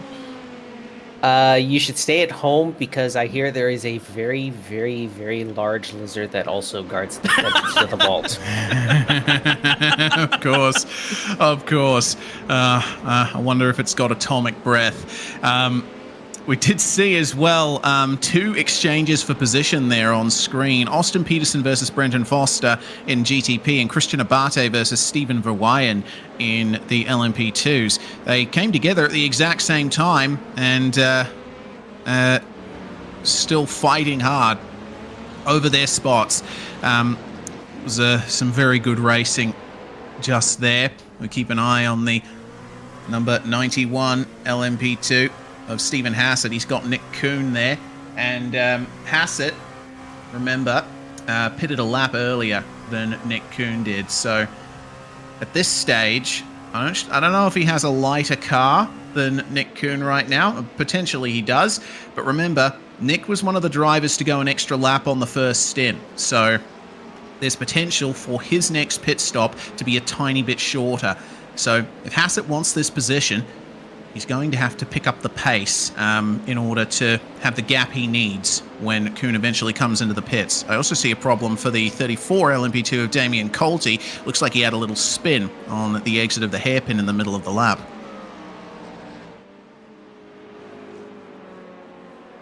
Something else I'm just sort of keeping an eye on in the background as well is we actually have a battle for effective GTP lead at the moment, and it's nearly a 3-way battle. Abramitis is about 1.5 seconds sort of ahead of Ross Banfield at this point in time, and that's him. You can actually see Abramitis on screen, and just in the background, that car just gone out of shot on the right, that is second place. That's Ross Banfield. And then Nathan Dowd as well, only just back up the road as well from these guys. So this sort of battle in terms of this class is actually relatively close together as it currently stands. About 5.5 seconds for Dowd. Austin Peterson about 4.5 seconds further back from him, and another second sort of Brennan Foster. So there's a battle for that one between Foster and Peterson at this point in time as well. So with the majority of the field having taken their pit stops, there's actually only one car remaining that has yet to come into the pits, and that's Mark McDonald in the Acura in the GTP class. And I get the feeling he is going to be moving towards the pits right now. There he goes. And stop that. That's what, the third time you said, oh yes, there's one car that hasn't pit, and he's come off the last corner and gone to the pit lane. I'm manifesting hard right now. Mark McDonald will cleanse the field here. Let's see what his pit stop is like. He made it 39 laps there, and oh dear, Mark Santana certainly has had plenty of issues in the race so far, and it seems like the troubles are continuing here. Gonna have to see. We're hearing that McDonald has picked up a black flag for a mechanical reason, a meatball. I wonder if he ran a tire all the way to the cord. Maybe. Not too sure. I'm looking at McDonald's lap here, at least the previous laps, and I'm not seeing anything. But we can confirm something. Jay's about to enlighten us with what happened to McDonald. Or did he hit one of the curbs, I wonder? Because it is entirely possible to damage the undertray on this vehicle. Oh, wow. You can actually see it on the tire. Look, those tires are worn all the way down to the carcass. So that's the reason why he was given the mechanical black flag. iRacing was like, no, these tires are not safe. You got to come in. That's one of the things. That's one of the things that iRacing does is if you run that tire all the way down, they will not let you proceed any further, even if that tire would be perfectly fine to drive. It's you've used up your limit. That's all you've got. Come on in. That's the first time I've actually seen that cording on a tire. That's a great spot, Jay. That's phenomenal. Yeah, excellent stuff there from our producer. We'll keep an eye on Jonathan Ben as well. Looks like an issue in the MFR Audi, LMP2 and GTP on him. And then, oh dear, that's a little bit too hot in. And that's what happened to Mark Santana. Man, okay. That's a much bigger thing than what initially had transpired, but it was a door hit to the 333 there, so he might have gotten lucky with that one, I would think. Yeah, I would certainly hope so. The LMP2 is fragile in some areas, tough in others. And Santana, as far as I know, is still out on track at the moment. So he's strutting on. This is the view then. Santana let the GTP go, and then, oh dear. Yeah, once you've committed to the exit of the corner, you see a GT3 spinning towards you. There's not much you can do. And it did look like he already had some damage established on that left front beforehand, so maybe just a little bit more. So, having just recently pitted, that he's going to be carrying that for a very long time. A couple of interesting on-track battles at the moment. I believe 4th and 5th in the LMP2s are right next to each other, and there's actually a battle for the podium in terms of GT3 class and current outright class at the moment as well, between, I believe that's Kevin Hill and Aussie Milwain, and the LMP2 battle. Looks like we have a paddle. All right. Change for the lead in GTP. So these guys had just made their way through on Jonathan Ben and Mark Santana up the inside. Goodness me, what a move that is. And they go all the way down the straight too. 2 Porsches versus a BMW. It is the battle of the Germans. Very good stuff here between these drivers. And you can see jumps to the outside trying to make that overtake, but with Banfield holding the inside line, he gets a chance to take the apex. Midas has no choice but to back off, and you see how much room you have there on the exit of the corner. And have a look at the gap immediately that Banfield's trying to put over Abramitis. He's not holding back in any stretch of the imagination. So this is a big old push on from Ross Banfield, and this is a statement effort that he's trying to make at this point in time, Reese. Oh, it certainly is. Abramitis, a very good driver in his own right. We saw plenty of great performances from him last season. I'm less familiar with Ross Banfield, him having taken part in the Atlantic region in previous seasons. So we shall see if Abramitis has anything against Banfield for the time being, but right now 124.9 the lap time for Banfield versus a 924 for Tom Abramitis. Very closely matched right now, but if my eyes do not deceive me, Abramitis has a tiny bit of damage to his front left right now, which would be making his pace suffer. Definitely a little bit of pace loss. Damage on the front would usually mean a loss of front grip, so especially in the left-hand corners, he's going to have a little harder time making the apex. This is awkward. Ooh. That's closed the gap for the lead. That's Challoner and Bentley. Of course, Challoner and Bentley not racing for position in GT3, but the little back off there that Banfield had to do has brought Abramitis into striking distance, and he'll want to try and get the slipstream down the start-finish straight, overcome the deficit with that slight bit of front damage he has. I definitely appreciate Ross backing off there in that traffic. The one thing I do not like seeing is my paint's getting scratched. But as we get onto the front stretch, he's going to get a little bit of a tow from Dallas Pataska right here. I'm going to zoom on by, unlap themselves again to put themselves only 5 laps down. And as you can see, Abramitis did not get that good of an exit off the corner. Just a little bit of that aero damage preventing him from getting the power down when he wants, and Ross is able to scoot away. So critically, in terms of things and how we're tracking at the moment, you don't want to actually watch the GT3s. They're saying that's how far we're through the race. When you're trying to unravel the story of where the classes are in relation to each other, you actually want to go to the class leader and check which lap they're on. That time by for Ross Banfield, that was the end of lap 43, the start of lap 44. We are on this is going to come down to about 88, 89. I also went back and did some digging on where the damage for Tom Abramitis came from. It was an incident with one of the LMP2 cars. It was coming off the last corner. It was with Damien Colties. We're seeing that incident on board for the BMW at this point in time, the 85 of Kiyoshi Kelly. So it was Damien Colty coming off the last corner and sort of lost the rear end of his LMP2 and that's where Abramitis happened. That was on lap 37, so he's only had that one about 7 laps at this point in time. Still too early to pit in that car, come down, take the spare car, and get that one cleared. So he's just sort of stuck at the moment in terms of things, in terms of strategies. He's just got to push on. There's no other choice. Speaking of strategies, Kevin Hill has come into the pits, having taken an early pit stop at lap 9. This is about on schedule for him, lap 50 for him. So he's basically running the race in reverse. This is most likely going to be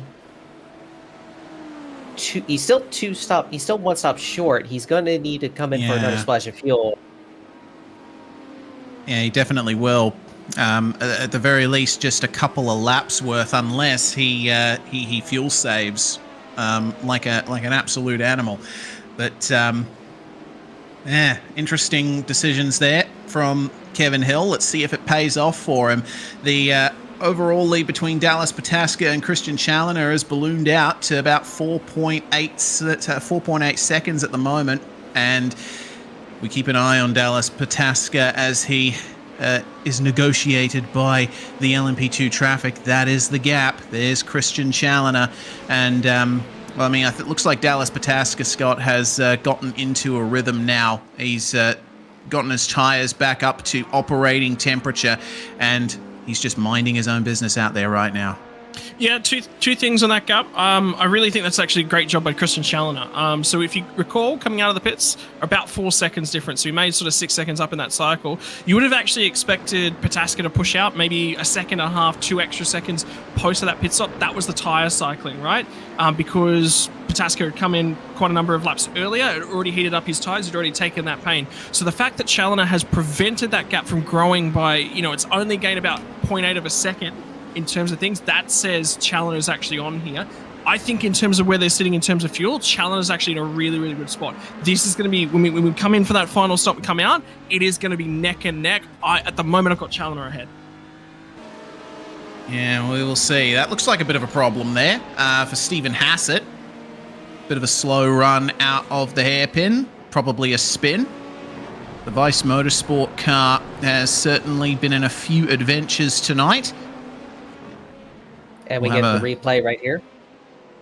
All right, so how did this happen? Was it contact? Yes, it was. That looks like the number 22, Ian Rude, that got into the back of him there. And that's another case of the classes interacting. Again, both prototypes very quick in a straight line, but that GTP with that extra hybrid power able to get off the line a little bit quicker, perhaps too quick in this case. And oh no, one of the Audis has gone astray here. Jonathan Ben. Once more, problems for MFR 019. And he's having technical issues as well, which is certainly not going to be helping his case. Yeah, one of the little things that iRacing does, if you're having connection problems, they will straight up let the car disappear into the ether realm. It's just a little space-time thing to keep everyone else safe. And looking right now on board the 73, zipping through traffic like it's nothing. Yeah, Verwayen has certainly been one of the stars in terms of making his way through traffic. He's currently still embroiled in this battle with Christian Abate for 4th in class, and they have a GTP coming up on them. But it's a convenient place for that to happen. Start, finish straight. The Acura is just going to zip on by them by the time they get to turn 1. But Verwayen in the slipstream now of Christian Abate, and he's actually lifting off a little bit. He's not going for the move. That's interesting there. I think perhaps a little bit of fuel saving there for Stephen Verwayen, trying to shorten his second pit stop. Yeah, you're not going to be able to save enough fuel to take out a stop completely, but whatever fuel you do save would translate into the pit stop right here as they start working around Christian Challoner again. Something else to notice, looking towards the outside of the track surface, a lot of marbles have appeared around the circuit. That's making things really complicated for some of these overtakes, having to jump off. But The fluctuations in the track temperature as well. That's insane. It's down to 35 Celsius at the moment. Looks like there's a lot of clouds coming over the circuit and dropping the track temperature. That would definitely help with the track grip as the track cools off, gets a little bit faster, potentially be able to hold on to your position. Yeah, but you got to be mindful when the clouds clear and the track is then in full sunlight once more, it will start heating up again, and you have to change your driving style just a little bit. Don't push as hard, otherwise you will go for a spin. Check this out. This is going to be the onboard shots of this main straight, and in terms of multi-class racing, are just something to behold, aren't they? Just cars going everywhere, trying to find the holes sort of to feed through that traffic. I'll tell you what, boys, just looking at this, if this is the first marker of where sim racing for 2024 is going to be, have a think about what's going through. There's the potential for Gen 3 in terms of the supercars if you're an Australian sim racing fan that's in the horizon. Rain is coming our way. We've got the Evo package now for the Audi as well. Just think about where we're going to be this year. We've just had the oval refresh as well, the multi-groove racing. Right now, have a look at how much we're having fun with just this event, but think of what's going to happen in terms of the entire sim landscape. IndyCar is back. We're going back to the Indy 500. You know, think of everything. This is going to be a big, big year. And I don't know about you guys, but I've been sitting here just quietly with a smile from ear to ear, just watching this race. I just went, hang on, think about our year and what we're going to be involved in at the end of the year. Whoa, we're on for a good one. Yeah, absolutely. I've definitely been hyped for 2024. Lots of good stuff on the way. And plenty of good stuff on the way in this battle too. There's a little bit of a back off here for Christian Abate with Brian McGreevy. A bit of lapped traffic there. McGreevy's not had the best of races right now, and well, he might have to just let them go at turn 1 here. But Abate is going to take advantage and get a bit of slipstream off him. Once again, Stephen Verweyen lifting off in the slipstream. He's not wanting to make his way past Abate just yet, but oh goodness, all right. I wonder if that was unplanned. That was definitely a surprise right there for sure. I don't know if he was expecting him to brake so early, because it does appear like they're riding on McGreevy's draft right there. Just using him as a baseline, their lap times are relatively close to each other. So if you're not going to be able to make the pass, you might as well just hang back. Yeah, absolutely. It would have been a massive outbraking maneuver for Christian Abate if he had decided to go for it, and I think Stephen Verweyen caught out there a bit. You could see that at the exit of the hairpin, he immediately let Abate go. He's perfectly content to sit behind for the time being. Interesting to note in terms of McGreevy. Remember, McGreevy's sort of a lap down at this point in time. He's running about 6-7 tenths of a lap slower than the other cars around him. So they actually need to put the foot down and say to him, all right, we're coming on through. We're sort of push on this. And then have a look at this move down into turn number 1 as well. From the 666 gets down the inside of the 19. That was late on the brakes. That was brave, but also the benefits of how wide turn 1 at Fuji is. Yeah, indeed. This track has been through a lot of evolution over the years. The facts down on the ticker. Oh, that's... Who's that off in the turn 1 as well? Is that Dan Garber? I think yeah, it was Garber. Yeah, it was. Dan Garber in the GTP Acura. That's unfortunately losing the rear at the entry to turn 1. So, unfortunate for him, but he rolled off the circuit and no one else was involved, fortunately. That's Ross Banfield actually just making a couple passes for position. So he's now 50 laps into this thing. Oh, okay. Damien Colty! It's getting spicy in turn 1, boys. Oh dear. Oh, this is great. Damien Colty, where is he right now? 44th overall, so he is a long way down on Banfield. I don't think he planned to go that deep into the first turn. But can you blame him? Did you have a look at what his rearview mirror was filled? I think he was a little bit focused on his rearview mirror. And that's another car off the track. That's Stephen Polisson. And I think that actually might have been contact with the GT3 car. Yeah, it was. It actually was contact with the GT3 car. It was contact with Challoner. Oh, okay. It was heavy contact with Challoner. Oh, dear. So this might put a spanner into the works for Christian Challoner, a big old whack. This is how it happened. Bit late on the brakes there for Paulison, and oh yeah, that is heavy. The LMP2 was more disadvantaged through the contact in the moment, but who knows how much damage Christian Challoner is carrying at the moment, and might that affect his tilt for the lead of the GT3 class? At first blush, I don't see anything wrong with the body panels of the car, but it is entirely possible that that damage just transferred. Looking at the steering wheel right now, it looks relatively fine, I would say. Yeah, okay. Maybe he got away with it. It's, yeah. So, yeah, just an unexpected heart attack moment in the middle of the race. You don't want that to happen, even to a legend in the series like Christian Challoner. You don't like surprises like that. No. I don't like surprises on a racetrack, full stop, Lynn. I don't know about you. Yeah, certainly not. But sim racing is full of surprises, and that surprise works out briefly in the favor of Dallas Pataska, who still is damage-free, at least for now, touch wood. That is Ross Banfield having made up another lap for the GTP class. Banfield is currently 24th overall, and looks like a gap of about 8 minutes to Dallas Pataska right now. 4 laps worth of time he still has to make up, and we are on lap 57.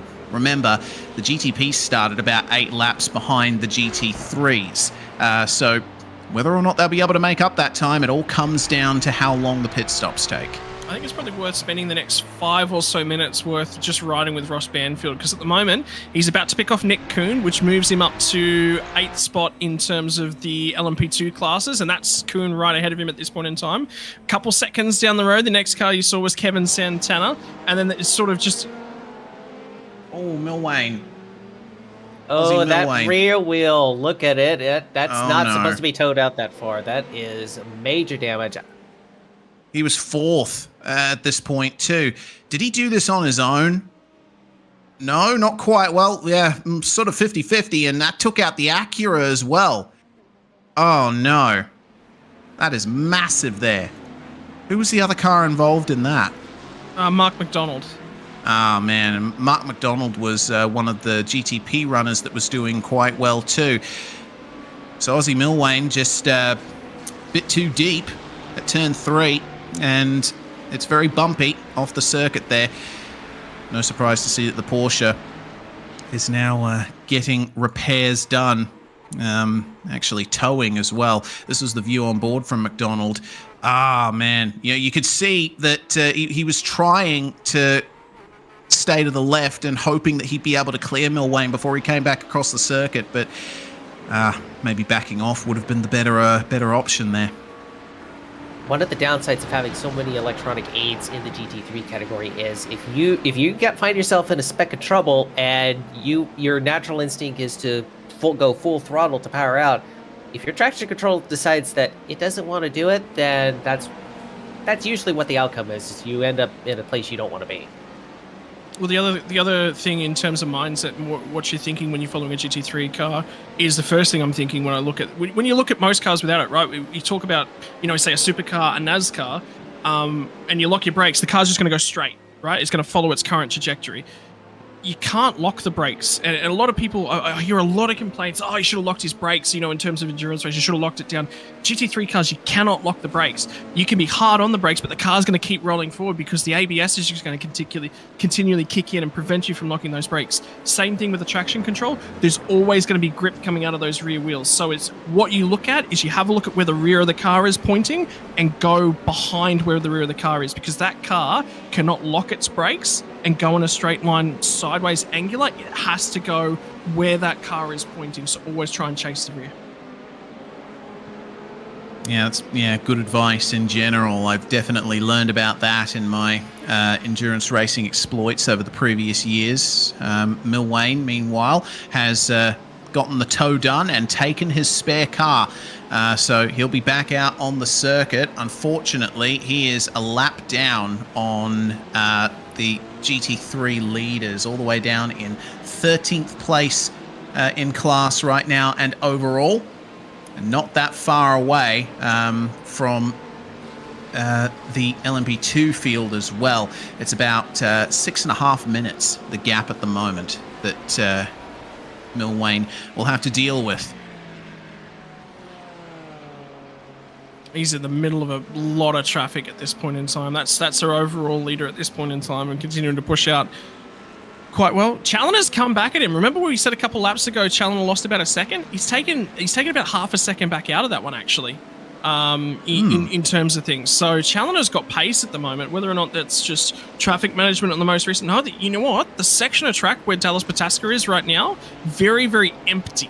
So he has not been dealing with traffic, whereas Challoner's probably, right in the middle of a grip of a little bit of traffic. There's certainly more traffic for Challoner than there has been for Pataska at the moment. So Challoner's got pace right now. The end of the stint pace in the Ferrari at lap 60, by the way, guys. So expect, I would say, Pataska might be in at the end of this lap.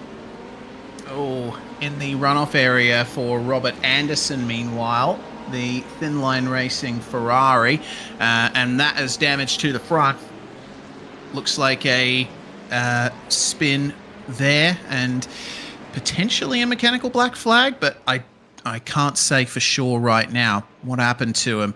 Makes his way into the turn, and is there contact? GTP's making their way through on him. Looks like that's the case. A little bit of a tap, and around he goes. And that was Abramatis that got him, and then the front end gets chopped off by the traffic coming through.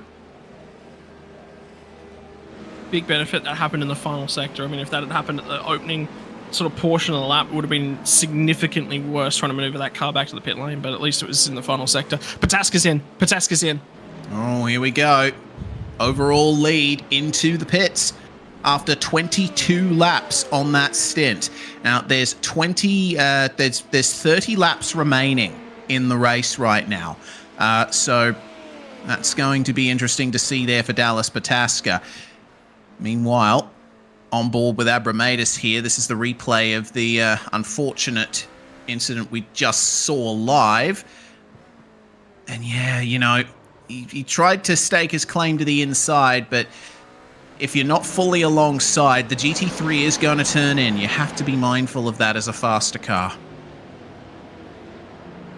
And a little bit of telegraphing going on in chat. Apologies have been exchanged and accepted for that incident. It's still an unfortunate moment, just one of those little happenstances that just happens. Can you feel a little bit for Tom Abramatis though? A couple of incidents. Yeah, that one there was probably a little bit, should have been a little bit more circumspect, but he's trying to push on. He's got to be aggressive. Missing that front. Oh my word, Ian Roos just had a huge spin. Heading down through Dunlop. But yeah, for Abramatis, he's got to be aggressive through the traffic because he doesn't have a clean car at this stage of the race, so he had to be aggressive. I would expect Abramatis to be in probably this lap too, guys, once he gets to 60. Pataska has not exited the pits. I'm wondering if he went in too hot and got a speeding in pits penalty. That could change the face of this race completely. I'm looking at it right now. He was under the speed limit the whole way through. I'm wondering if maybe there's another issue, perhaps. Maybe. Interesting. Oh, I wonder. He's at the cones. He's 70 k's, so he's 10 k's an hour above that speed limit. Now he did dip all the way down to about 55 k's, but I still think his average speed would have been above. I think you're 100% right. This is one of the lines where it's absolutely borderline. It was 70 kilometers an hour in a 60 kilometer an hour pit lane at the line. Did dip his speed, did dip it down, but didn't dip it down far enough. Sometimes when you do that, it's just you go, I'm on the line. Well, what's the cost? What's the cost versus the benefit? The benefit is you gained a tenth. The cost is you lost yourself 40 seconds. So I'm always a lot more circumspect. Where I think I'm speeding, always get it down, cover that pit lane penalty off.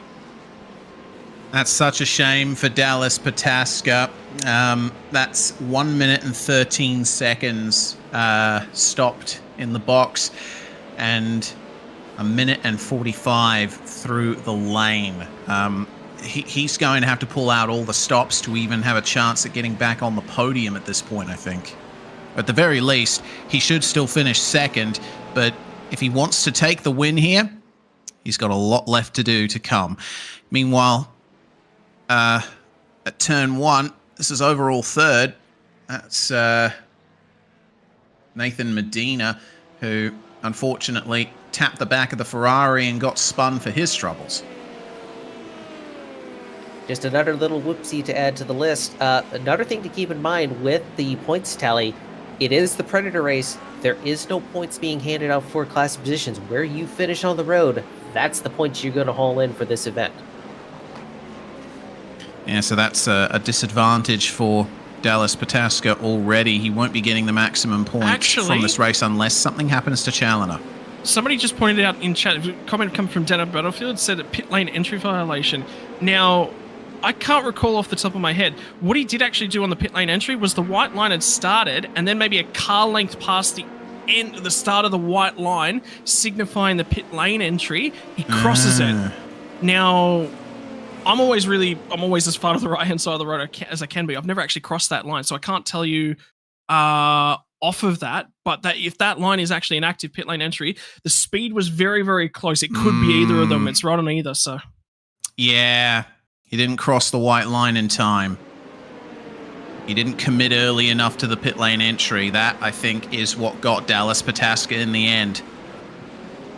Very good spot there from Mr. Benefield in the broadcast chat. So now it's up to Christian Challoner to stake his claim for victory here. Challoner currently 1 minute and 8 seconds ahead of the next car, Nathan Medina, as Austin O'Neill has brought his car into the lane after 32 laps completed. And just to compare... Go ahead, Lynn. I was going to say, just to compare, the 15 car is currently making their way through turns 11 and 12, whereas Challoner is currently way up the road, all the way back at turn number 6 and 7. And, oh, that's big news for Tom Abramatis. He's got a mechanical black flag. I saw more damage on the car. He has taken his spare car. It's all cleared up now, but big issue there for Abramatis, I think, on the in lap. Not too sure where that happened, but corner.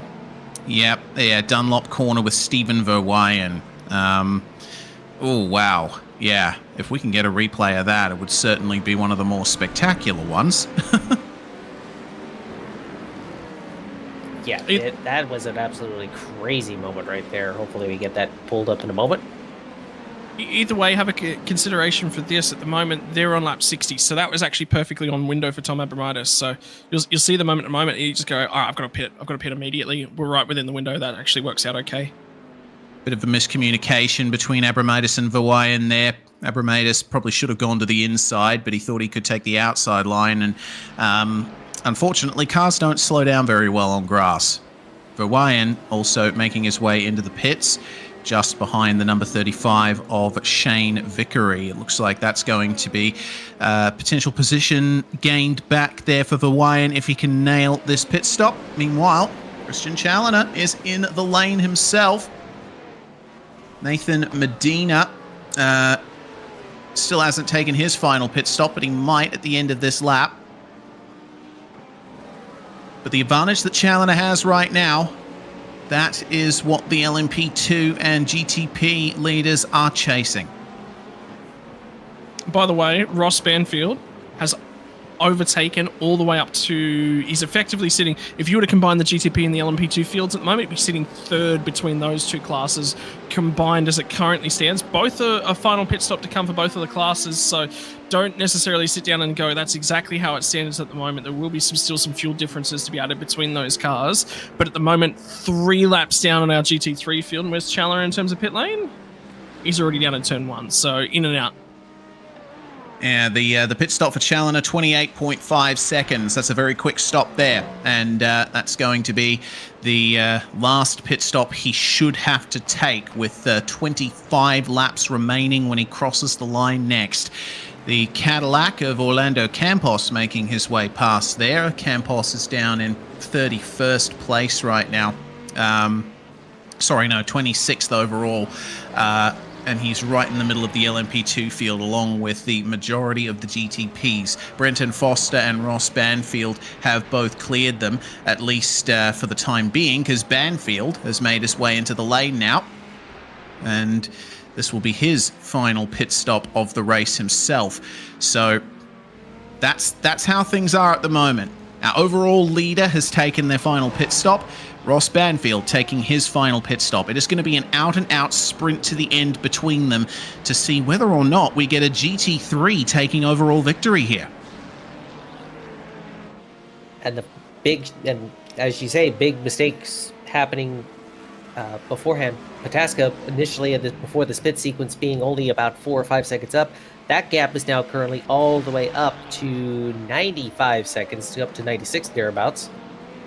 So it's good. It's pretty much, if you want the Herpafor class to take overall honors, all of your hopes are going to be resting on the reigning and defending champion Challoner.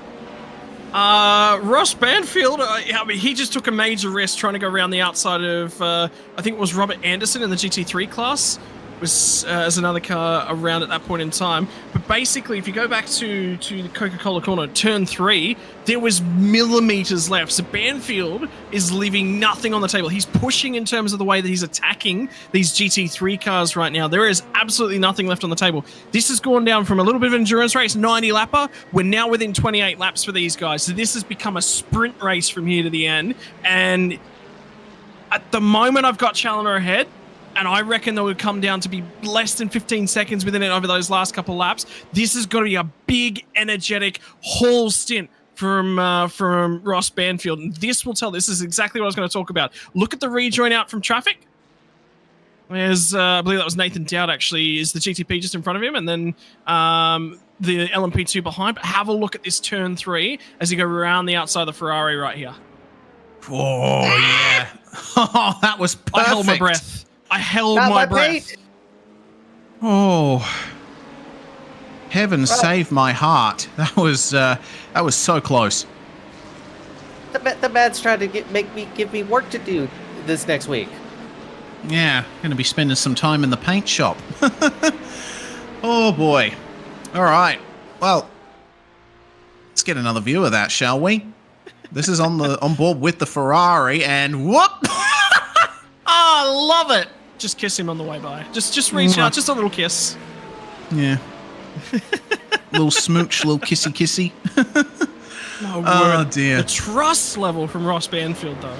Yeah. I mean, if it were me, if I was at the wheel of the car at that time, it would have been, okay, I'm taking a chance here.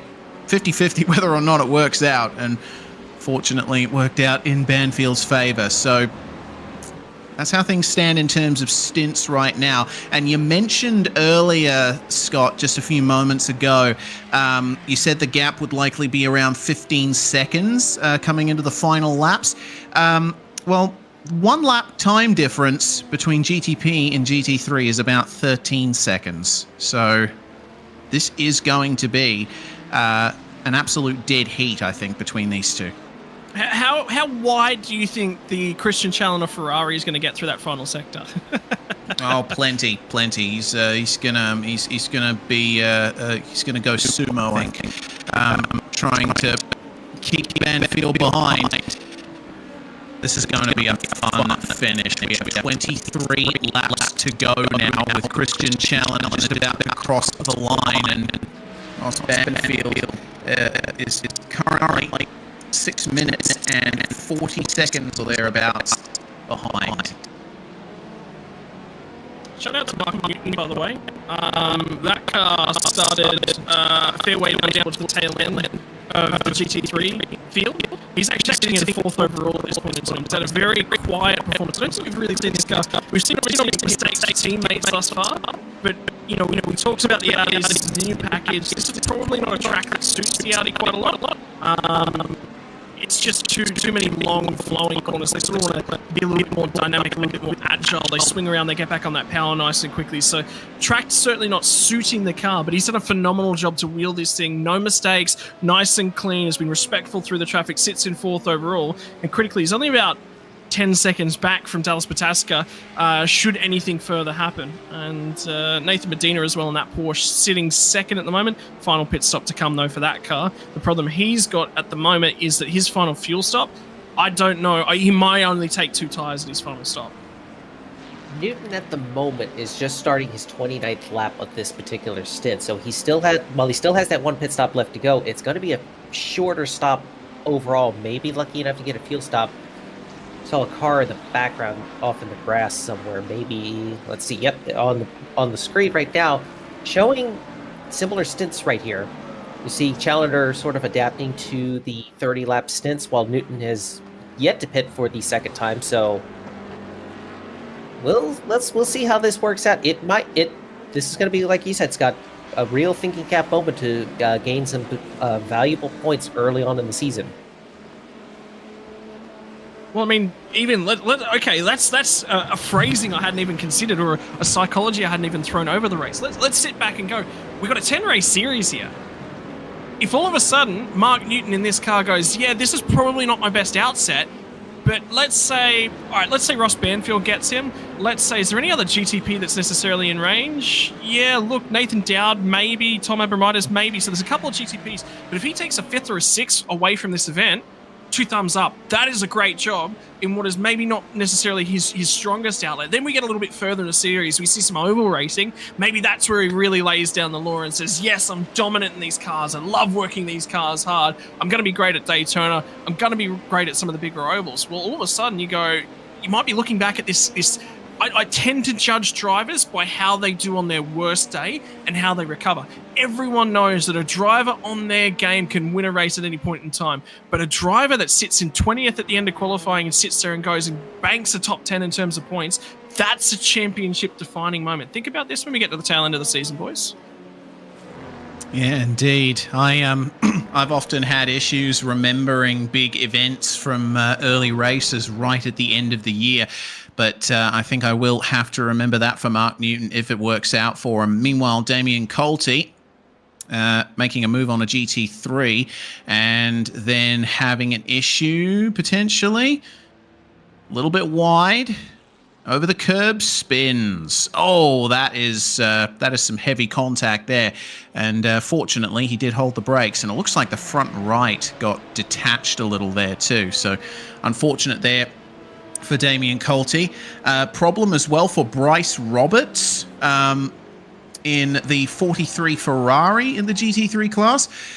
We saw some good stuff from Bryce Roberts earlier, but apparently, oh no, yep, we saw that before, didn't we, with the Porsche, and that has completely ruined the Ferrari there. So I think Bryce Roberts, unless he still has a spare car in hand, might very well be out of this race. Ross Banfield, meanwhile, on board in the Porsche GTP. He is chasing down Nathan Dowd for the top spot. Dowd has already taken his 2nd pit stop. That was 8 laps ago. I think that might be enough for him to get to the finish from here. But, man, 5 seconds shorter stop than Banfield and jumped him, and this is awkward here. Oh goodness, this is all 3 classes together. Can Banfield take advantage? The issue is he doesn't want to put his car right alongside because they've still got to negotiate the GT3 and potentially the LMP2 as well. So he has to wait until the front straight, or he can just go up the inside at the final corner. And you could see the priority from Nathan Dowd. He was like, all right, I need a great exit off this final corner, which was not even considering in the back of his mind that Ross Banfield was going to get alongside of him on the last corner. But that's the different lines. You can see it there. And this is going to be really, really important as we overlay this. And have a look at Dowd. Dowd is extremely trying to chase that draft at this point in time. Critical spot for the race. Have a look how deep! The send from Banfield down into turn number 1. The Porsche's strong under brakes at this point in time. The Acura's got the power in the straight line. Dowd is prioritizing the exits, but here comes the braking capabilities of Ross Banfield. Oh, that was beautiful, wasn't it? And I think having to deal with the traffic as well, it means Banfield is having to pull out all the stops to try and make this work. I think they have a little bit of clear track coming up here. They actually do. It's just Eric Dalla Riva in front of them in the LMP2, and then there's GT3s making their way through the final sector. That's what Nathan Dowd's view is. Clear track ahead, but a very scary Porsche 963 behind. Well, he's now wise to it. So this changes the driving behavior now from Nathan Dowd. He knows how supreme this Ross Banfield Porsche. Look at the different attitude of the cars as they go through each sector.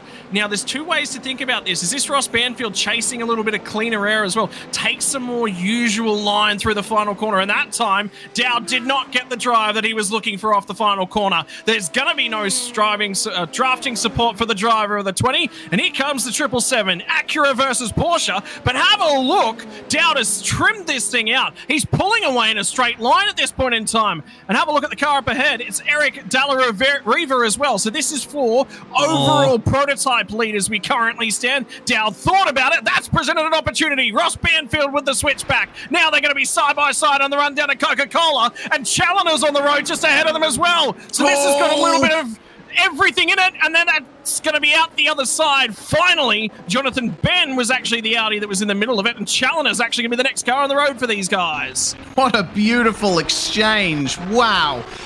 Banfield positioned his car perfectly there. Dowd, unfortunately, not getting the best exit from turn 1, and he had to hold himself up behind the GT3.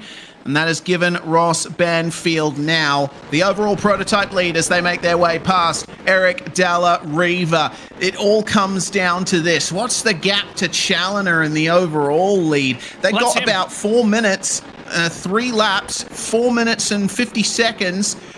So Challoner, I think at this point, is wanting to make life a bit difficult for them without overstepping the mark. He wants to cost them just a little bit of extra time and help secure that.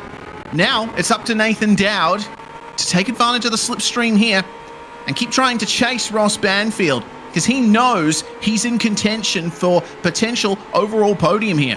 Well, the problem is if he loses touch with him at this point in time, and there's an issue, we've got 4 GT3s in a row just down. They've just gone through turn 3 at this point in time.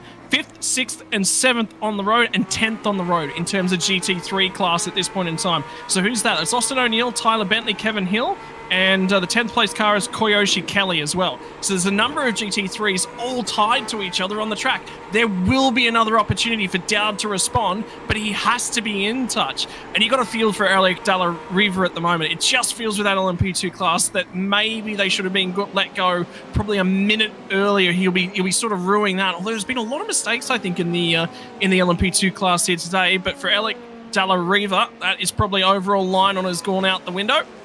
But he's got to try and score some points now here today. I tell you what, guys. I had my mouth, a hand over my mouth, just trying to not to scream at how crazy that was right there. But as you mentioned, another pack of GT3 is upcoming for Ross Banfield to try to negotiate as we go on board Challenger. So we have all 3 classes right here, right next to each other. Look out! I thought that was going to be a moment right there. Oh, here we go. Gently does it.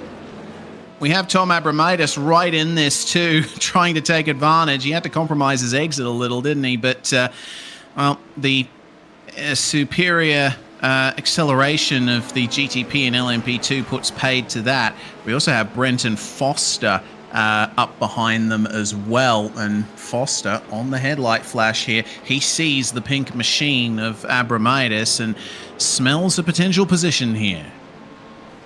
It smells a pinch brake, smells a little bit of oil. You're looking for any sort of trouble. Maybe you're smelling the battle of GT3s in the water. Where are our race leaders the class leaders in terms of GTP? Banfield is just trying to pick past Stephen Hassett's at the moment. Dowd gained a little bit of time through the traffic, but not a supreme amount. There's a little bit of costing in terms of the acceleration off of the middle of the track. Now Dowd is going to get boxed in behind Hassett here. He has to get aggressive in terms of the braking zone. Hassett's going to give him the space. So a little bit of heads-up driving. It's not clear, it's not done. But for Hassett, yeah, he lifts right there, and he just lets the GTP by. That cost, 3 or 4 tenths of a second worth of time right there for Nathan Dowd, though. So it's all time. He's now lost the draft. Where's his next opportunity come from? There is some more GT3s on the road just down the road, but where they catch them, when they catch them is all in the offering. 3rd, 4th, 5th, and 6th in terms of the GTP category at this point in time is Abramitis, Foster, Campos, Peterson are all within a couple seconds of each other. So it's a 4-way battle for those guys at this point in time.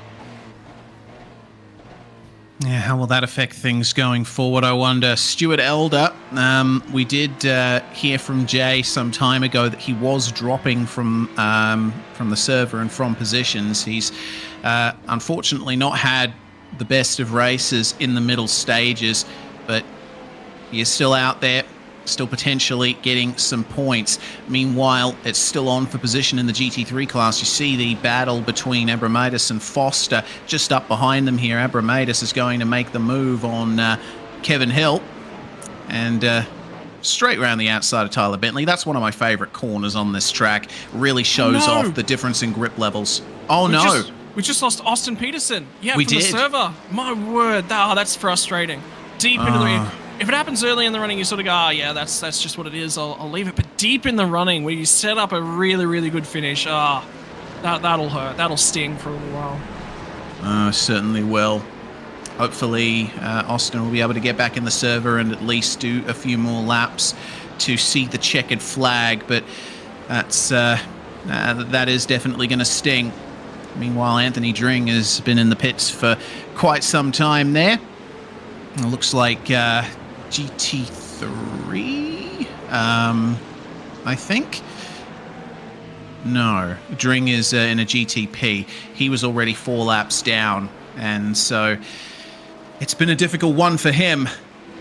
I've lost count of the amount of cars that could have had a good race here, guys, but unfortunately have had it taken out of their hands, be it due to traffic, solo incidents, or technical issues. This race was a bit of a luck of the draw anyway from the start, with how the pit boxes were arranged throughout the pit lane. I think you just got to make the best of what you have. Banfield just made contact with the rear end of Bryce Roberts' GT3 car. That was an overtake for position as well. So I'm wondering whether or not there might be some damage. There was a little bit of a hesitation moment because there was an LMP2 car of, I think, Mark Santana at the same time that they were sort of navigating. So it looks okay. Might have got away with it. But again, just keep thinking. Nathan Dowd's not out of this one yet. I still think we're going to have a battle for the overall lead of the GTP class here. We may very well do. There's the turn-in point, and then, Check this out. Just keep your eyes on it. Borderline. Banfield has to get early on the brakes, and certainly not over indeed. I think he got lucky on that one. I don't see any damage on the nose of that unorthodox motorsports machine, so not a whole lot of work left. But, well, at least in the paint department. But for the race, still plenty of distance left to cover. 17 to go now, I actually think, for the GTPs, and it's 15 to go at the moment for the GT3s is sort of the gaps that you're looking at this point in time. And I think there's enough time on the table. It's going to come down. I honestly believe it's going to be a last lap sort of thing where we'll be sitting here and just watching and checking. I can't wait for it to get underneath that 1 lap between race leader and GTP leader, because as soon as we get that, we can actually directly, you'll be seeing it a lot more visually in terms of your timing charts. We'll have an actual direct comparison between those two cars, and we'll see that gap come down very directly. It's difficult to judge at the moment, but it is coming down, and it is starting to heat up. If you're going to need to make a coffee, ladies and gentlemen, if you're going to need to step away and grab a snack, right now, I am so tempted to go and grab a box of cookies, maybe some popcorn, put a coffee on, this race is going to explode in maybe, let's say less than 10 laps time. Let's say about 6 laps time. We'll start going to get really excited right now. On paper, the lap difference between Challenger and Banfield is about 10 seconds a lap. So you math it out, it's gonna be borderline, I would think, truth be told. Yeah, the gap on my local timing right now, 3 minutes and 46 seconds. And if it's 10 seconds a lap, well, that's 6, 12, 18, yeah, about 20 laps. And he's got 18 laps to go, so I think what Banfield is hoping for is is that Challenger has some kind of issue out there that costs him a bit of time. Although this most recent lap, Banfield just laid down a 124.5. He's kind of seesawing between 126s and 124s. It's just really when he's landing the traffic. Right now, the next car on the road for him on paper is Brian McGreevy, teammate in the LMP2. Shouldn't be much of a factor, but it's going to be everybody else on the road up ahead that it's going to be what he's going to try to catch. Well, he's got a huge pack of GT3s in his pack as well, so this is critical. I think you might see an aggressiveness down at turn number 1. Haven't checked this out for Justin Morton though. Just seeing some issues with that right hand for the driver. Remember, 90 minutes we've been at the wheel for the GT3 drivers at this point in time for about 2 hours. It's about 1 hour and 50 for everyone else as it currently stands. So taking every opportunity that he's possibly got just to rest a hand, a little bit of a shake, a little bit of a reset. I know for us cricket players, and our producer sitting behind the wheel of all the cameras is a cricket player as well. You baseball players, I guess you would feel a little bit of that gripping sensation when you're really strangling that bat in your hand and you do it for a long period of time. Yeah. I know. I basically there was a charity race on last night. I just said, yeah, there's no way in hell I'd be able to grip a wheel for that long. In terms of things at the end of a day of cricket. So, yep, fatigue definitely coming into things. Fatigue, by the way, at the end of a 2-hour race, well, they say you should never drive for longer than 2 hours behind the wheel of a road-going car without a rest. We're beyond that now. Yeah, certainly are. And age, I think, has something to do with it as well. I know that in past years I was able to drive endurance races for like 4 hours at a time, but I don't think I'd be able to do that now, at least without a lot of preparation and a few days of rest afterwards.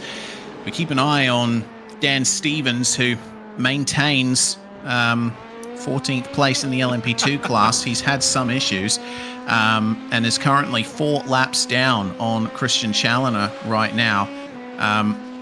This is going to be difficult.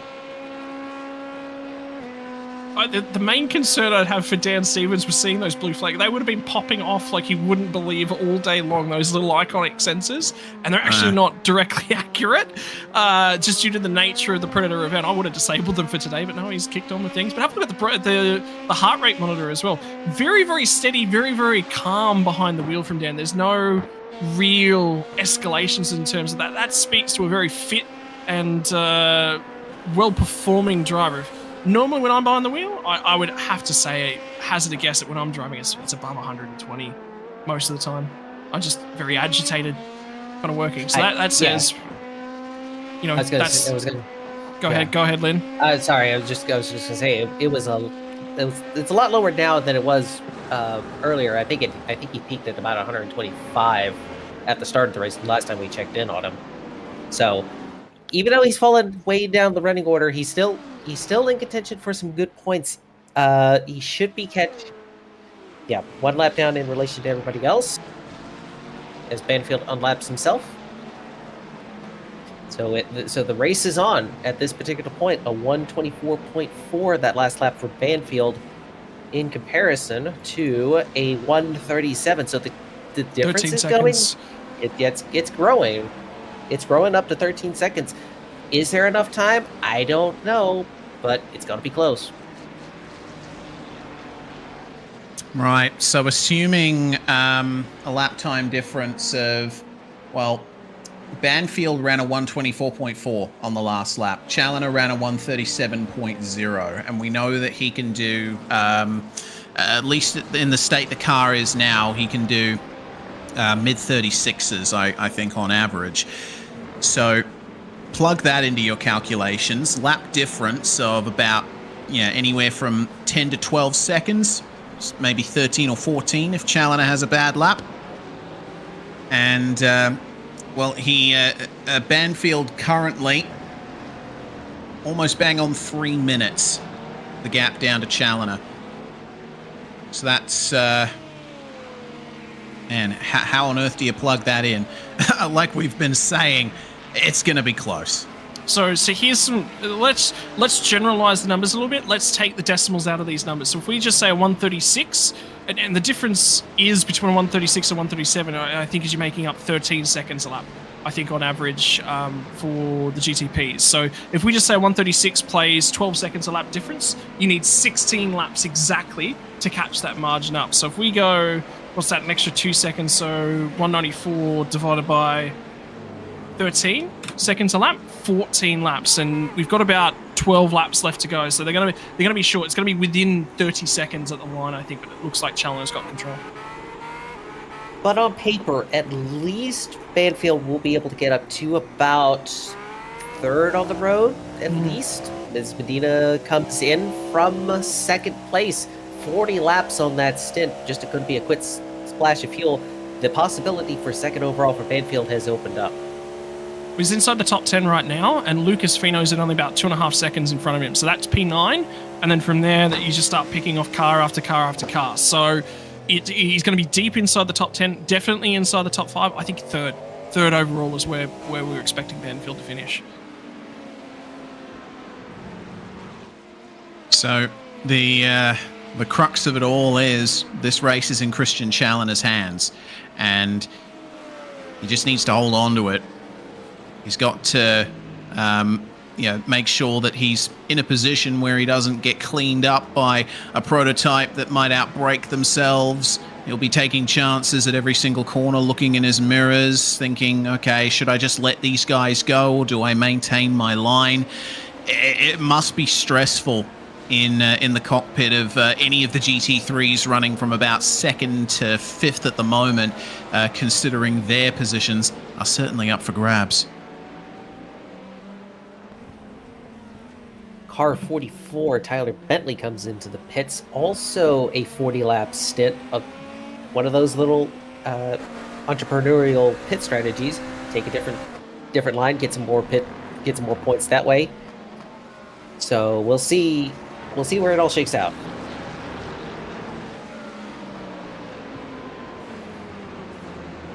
Just sort of trying to keep track of a few different things. Is Dowd's starting to fall away. His consistent lap times. So over the last 10 laps average for Nathan Dowd's been about a 25.667. His last 5 lap average a 25.612. So very, very close between those two. That seems to be right on sort of where his average lap time pace is. Ross Banfield, though, I have a little bit of a difference in terms of his lap times. Over the last 10 laps, he's been more traffic affected than he has over the last 5 laps. Currently sitting about 2/10 better off. 25.115 is his last 10 lap average. 25.222 actually as he's just gone through. So there's a traffic heavily affected lap. Was his most recent laps knocked out a quick, clear lap in terms of things. So that's brought things back up together. So it was one very quick lap in terms of his last 5 laps. It was 5 laps ago now, so it's 6 laps ago.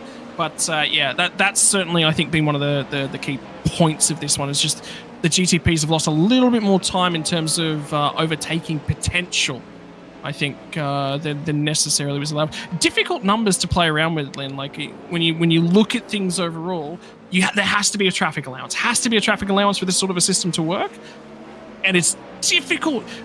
We can sit here in the comms box and go, and as racing fans, and go, oh, this is very easy. You just throw a number at it, but it's not that. There's a lot of maths and metrics that needs to go into it.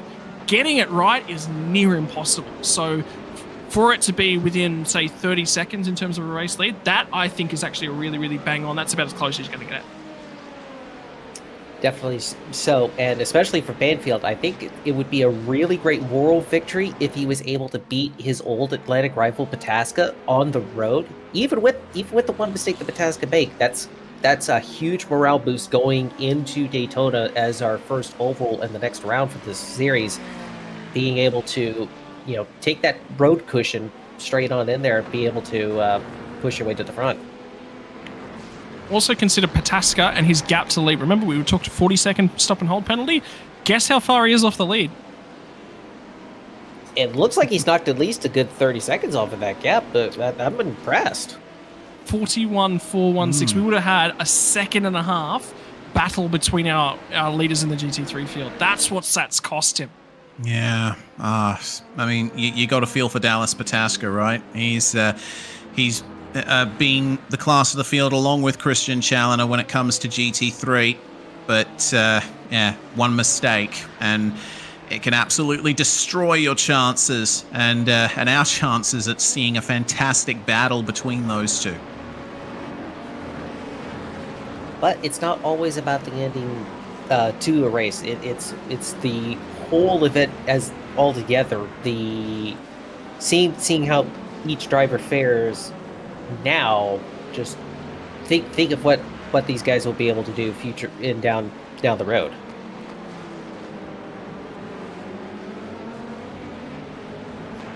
Really interested as well. I've just gone through and had a quick look at the incident point penalties just to sort of keep something else in the back of our mind that might be worth noting.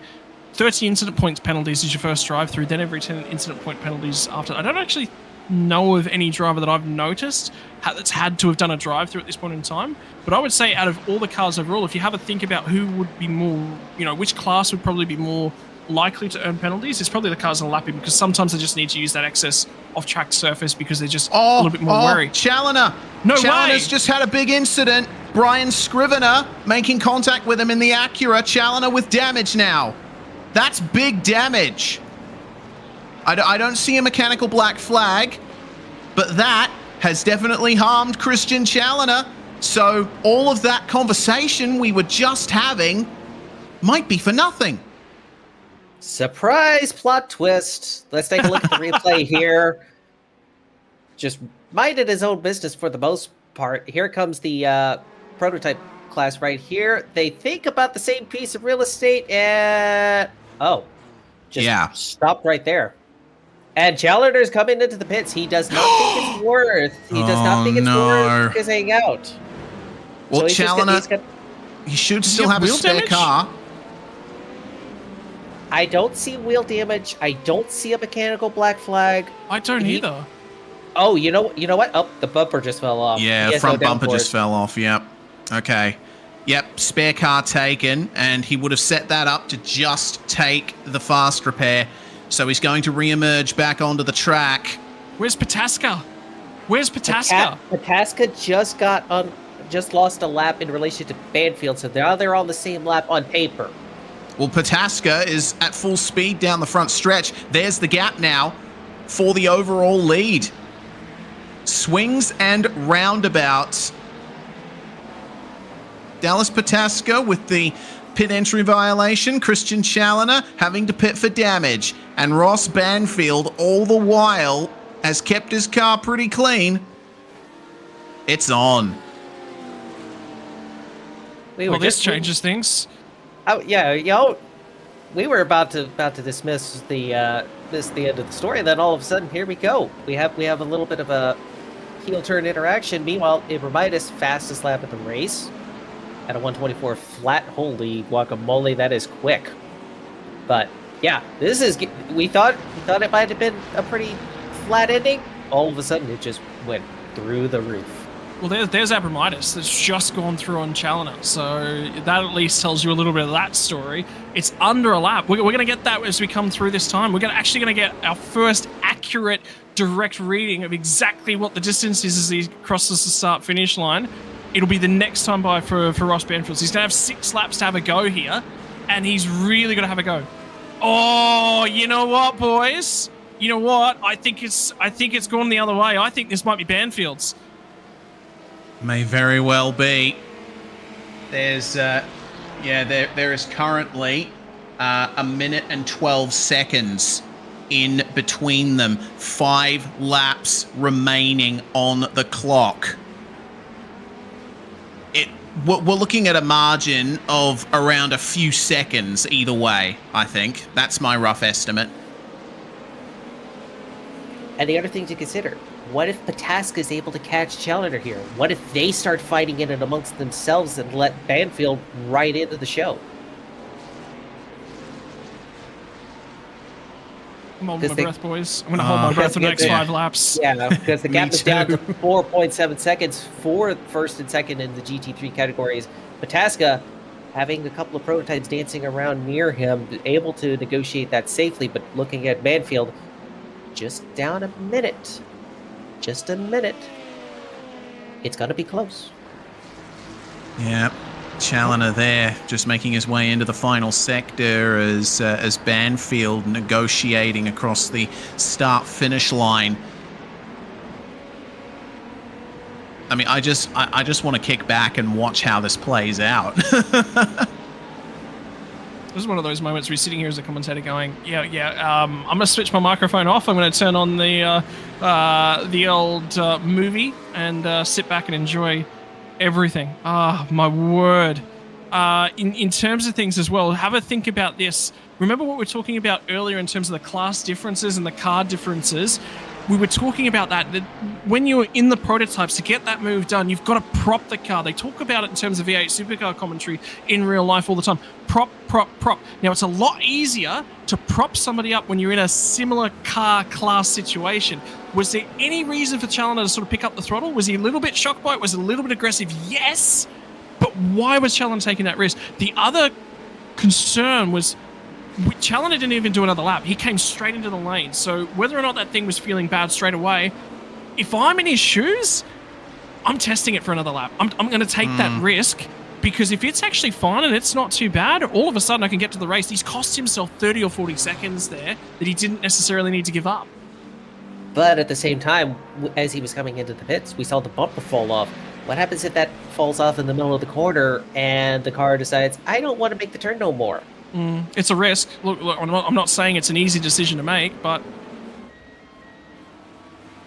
A little bit of awkwardness here in GTP as well. Yeah, I mean, yeah. I think you're both right. It was a difficult decision for Challenger to make, but he has committed now, and this is on for second in GTP. Ross Banfield is very far ahead, and up the inside goes Tom Abramitis on Nathan Dowd, and it looks like that move's been completed nicely. Dowd's going to fall back into line. He's not going to be able to make the move here, but potentially, if there's problems down the other end of the lap, could find his way back past. We did mention earlier that the Acura seems to have the edge in terms of straight line speed, so probably still up for grabs there. We'll keep an eye on Banfield, though, as he moves past the Mercedes of Lucas Finko. And the gap currently to Christian Challenger, 45.5 seconds. I tell you what, he's less than 10 seconds back from Nathan Medina at this point in time, so... He's going to pass him on the next lap. There we are, up into 4th overall. That's how he did it on exit from Austin O'Neill. And there's Nathan Medina. That's a funky call, Medina. Keep an eye out. I'm listening to that when the streamer's done. That song is going straight on the playlist. That it is. Well, there's Banfield. And just chopped 4 seconds out of that gap that we were talking about earlier, and it's creeping down further, down to 5 seconds now. So Banfield, all he needs to do is drive his lines, be aggressive where he needs to, and he could take the overall victory here from Christian Challenger. It's amazing how quickly the face of a race can change. Let's talk about it in terms of specific laps. So that's Christian Challenger at this point in time. Let's talk about specific distances as he crosses the line. Just gone through Dunlop Corner right now. On his way down, there's a bunch of traffic right in front of Ross Banfield at this point in time. Couple of LMP2s. GT3 that he's just had to slow up. He's just had to check up a little bit.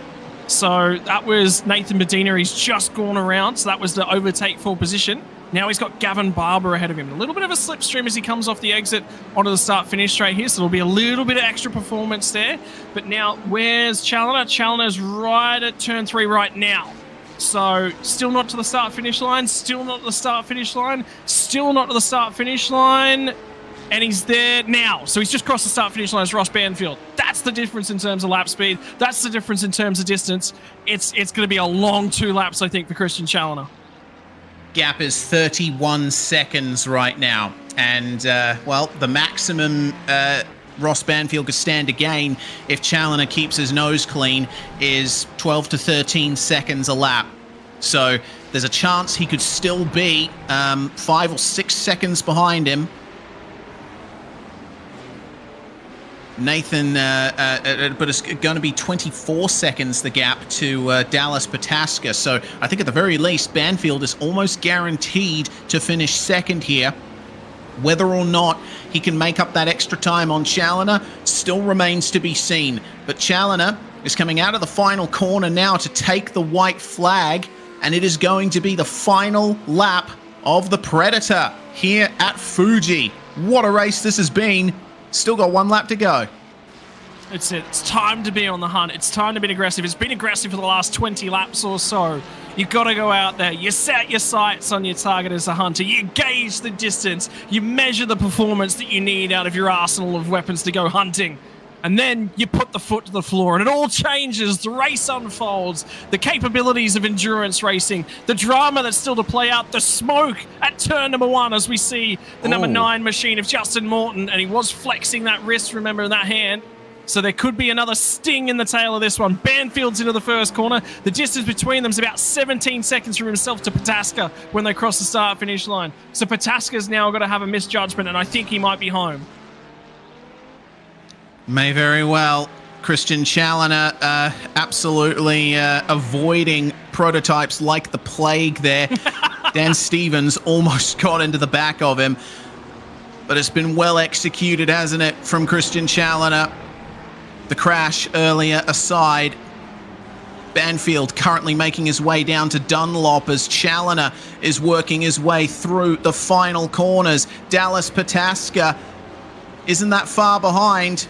I think Banfield might just be able to take second, but I feel like the gap is just too much right now. There's a Ferrari in the way. That's the problem. There's a Ferrari in the way for Ross Banfield at this point in time, which is costing him a huge deal of time. So here comes Challoner to the run of the flag race. Yep. Christian Challoner is going to take overall victory here in round 1 of the Major Series Pacific region. A fantastic drive with Dallas Pataska holding on for second overall. There's Ross Banfield finishing in third. I think the prototype drivers will have a few things to say in the debrief after this race. It's still close between Nathan Dowd and Brenton Foster, but it looks like Dowd just has enough time. The turbo of the Acura working in his favor there, and the gap will only be 0.3 at the line between those two. Something else we didn't even consider as well was that the GTPs maybe would have had 2 laps worth of attack mode at the end that they could have used.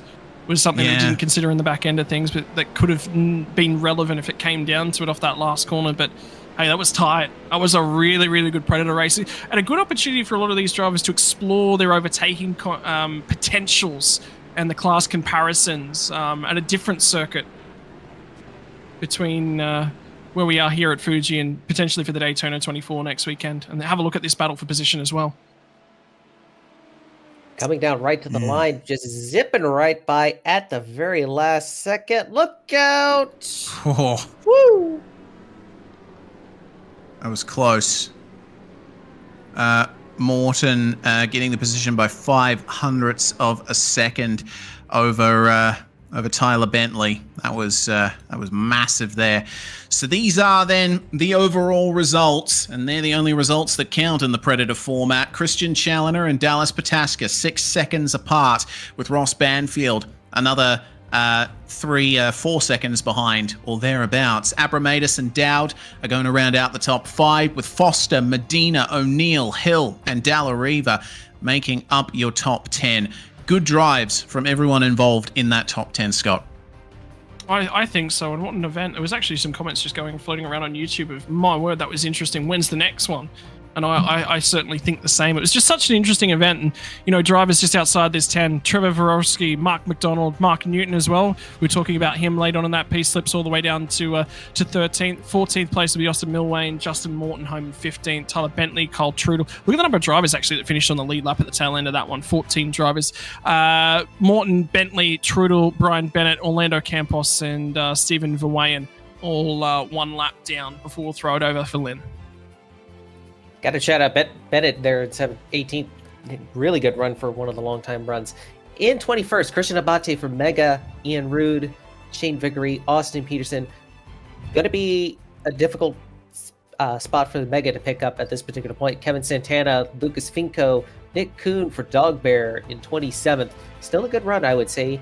Koichi Kelly, David Gargano Jr., Stephen Hassett, rounding out the top 30. Do we have another page here we can look at? We do. Joseph Homan coming across the line. Gav Barber, Jimbo Pfeiffer, Robert Anderson, Sebastian Jackson.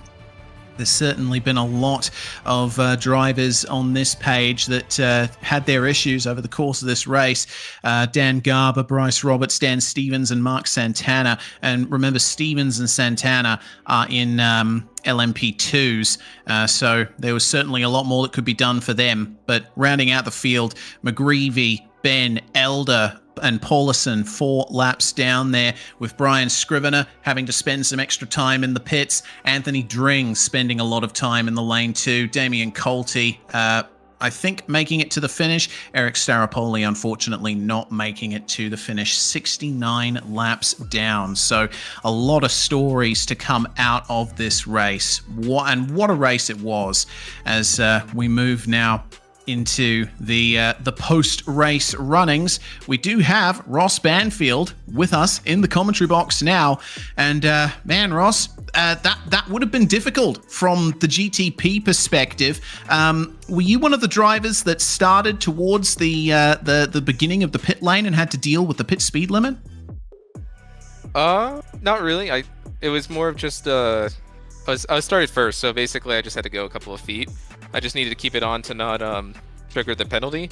But the second I touched that line, I was gone. Really, what did me in was the fuel save towards the end. I think I underfilled my car just like a tad bit, because even with the fuel save, I came across the line without about 1/10 of a gallon left. So I think I might have been able to win it had I not had to wrestle and tussle with some of Christian's teammates in the beginning, trying to get those spots back. Yeah, certainly. But I think regardless, once again, the Predator format delivered, and it was very exciting for us seeing how you made up those gaps. Did you get the news about Challoner's incident late in the race, and what was your reaction to it? I heard my race is done from him, but then I saw he was still out and running, so I didn't know how bad it was. Looks like it was still good enough for him to recover. He had a pretty marginal lead. I think I heard that Dallas got a speeding penalty, so I could see that he basically had a comfortable margin, just like I kind of had a comfortable margin to lift and coast towards the end. Well, Ross, you're one of the drivers that has made the transition across from Atlantic to Pacific, and I think that it's certainly been a good debut for you, finishing third on the road. What about the next couple of rounds coming up? Do you think that you're going to be able to have a tilt at the championship? It's too early in the season to tell, honestly, because the start of last season, the one I won, I basically, ended in the back of the wall, turn 1, lap 1 on the first race. So anything can happen, especially with these Speedway races like the Indy and the Intimidator race. Those can really be like make or break. So I'm looking forward to the rest of the year. The competition, from what I can tell from this race, is going to be absolutely fierce. So I'm absolutely stoked. It's going to challenge me as a driver. So looking forward to it. Yeah, we're looking forward to it too, Ross. Congratulations on your third overall finish here. And is there anyone you'd like to thank before we let you go? Yeah, thanks for you guys for hosting the broadcast. Always great to rewatch the race and just hear your perspectives on it. And then also a shout out to the UDocs team. Just been a great bunch of guys to hang around and share sets with. And yeah, that's it. Thanks very much for joining us, Ross Banfield, repping the GTP class. In terms of GT3, well, the overall winner is in the box with us now. Scott, you're talking to Christian Challoner. Christian, that was an interesting race. He sort of felt in the middle of things. I've probably got this quite comfortable. That battle with Dallas, we were keeping half an eye on the strategy. That would have kept you thinking in terms of things. Obviously, ran very, very long in terms of that first stop. What was the strategy from the outset? If I'm honest, I feel like I was quite miserable the whole race. I kind of did a bit of a really sort of rough qualifying yesterday because I didn't really get a chance to do my minimum laps in qual until very, very late. So I was starting a little bit further back than I expected, but I kind of figured I was gonna be really, really aggressive and try and get to basically second. Really was my goal, even on lap 1, so that I could try and hang on to the back of Dallas. I spoke with him very briefly prior to the race, and I thought we were going to do the same thing. I thought we were kind of going to do like split the race into thirds, or something thereabouts. What I didn't know until after the race finished is he didn't start that first run with a full tank of gas, so he was absolutely destroying me, and I was losing like 3-4 tenths a lap to him, and I thought there was absolutely no way I was going to win at all. And so the first stint, I was completely demoralized. Then I came out right behind him, and I thought I might be able to, hang on. I think I had incidents twice. I had someone bounce off the side of me into the hairpin. I had, I think, another incident in the same or similar-ish place with someone. And it was just wild. And then the pressure kind of came off when he sped on the pit entry. I don't think he sped on the pit entry. I think he just had an unsafe pit. And then I was like, okay, well, even if he's faster, he's not going to catch me. And then that P2 sent it up the inside when I was pretty sure I had it done. And the nose popped off the car. So then I had to basically take my own penalty. And yeah, it was...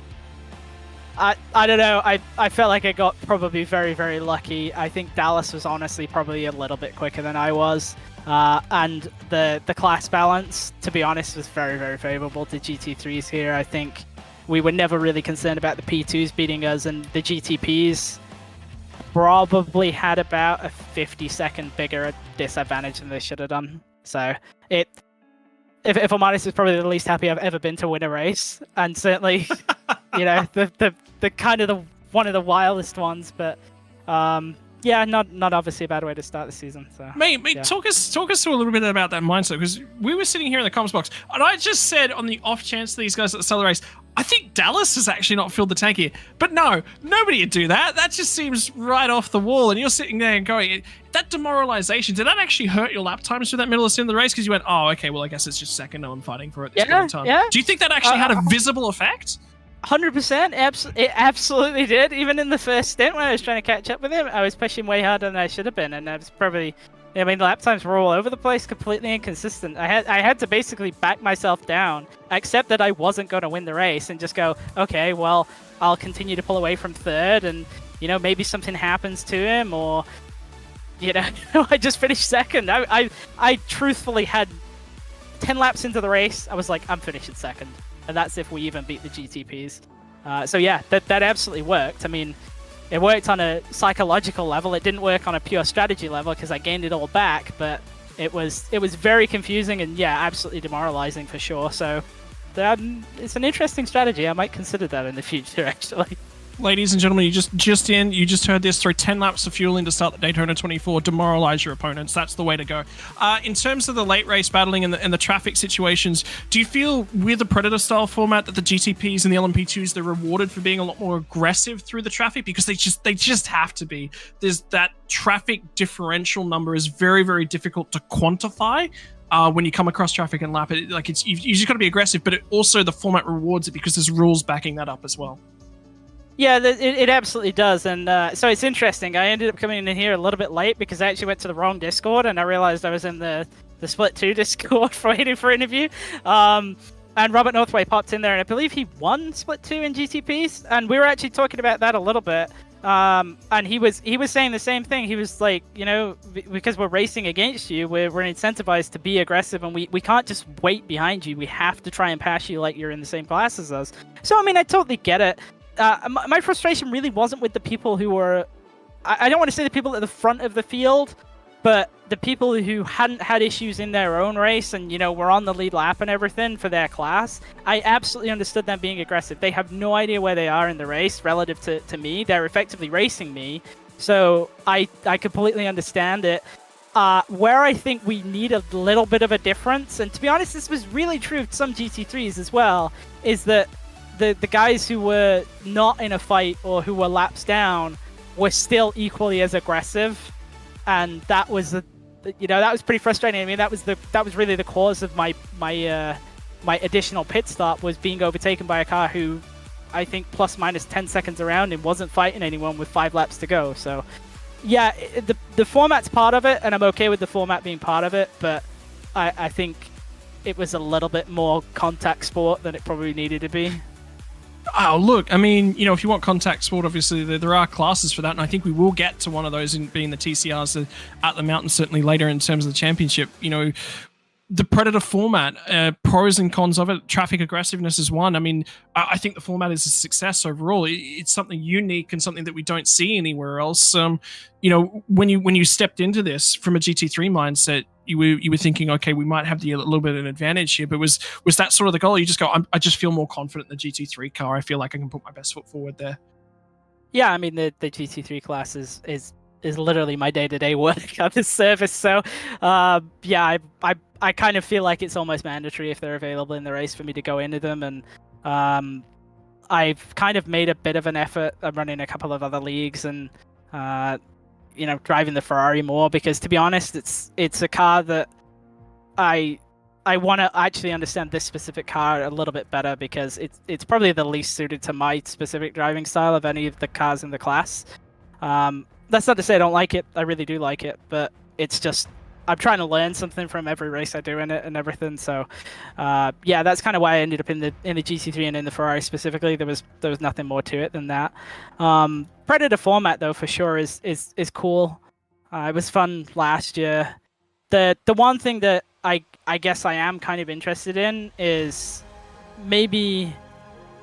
I'm not sure transparency is the best way, because people would start to game it, and I think maybe there already is a little bit of that with the qualifying. But 2 years in a row, I felt like my class, the GT3 specifically, have had a really big advantage in the regions that I've raced in.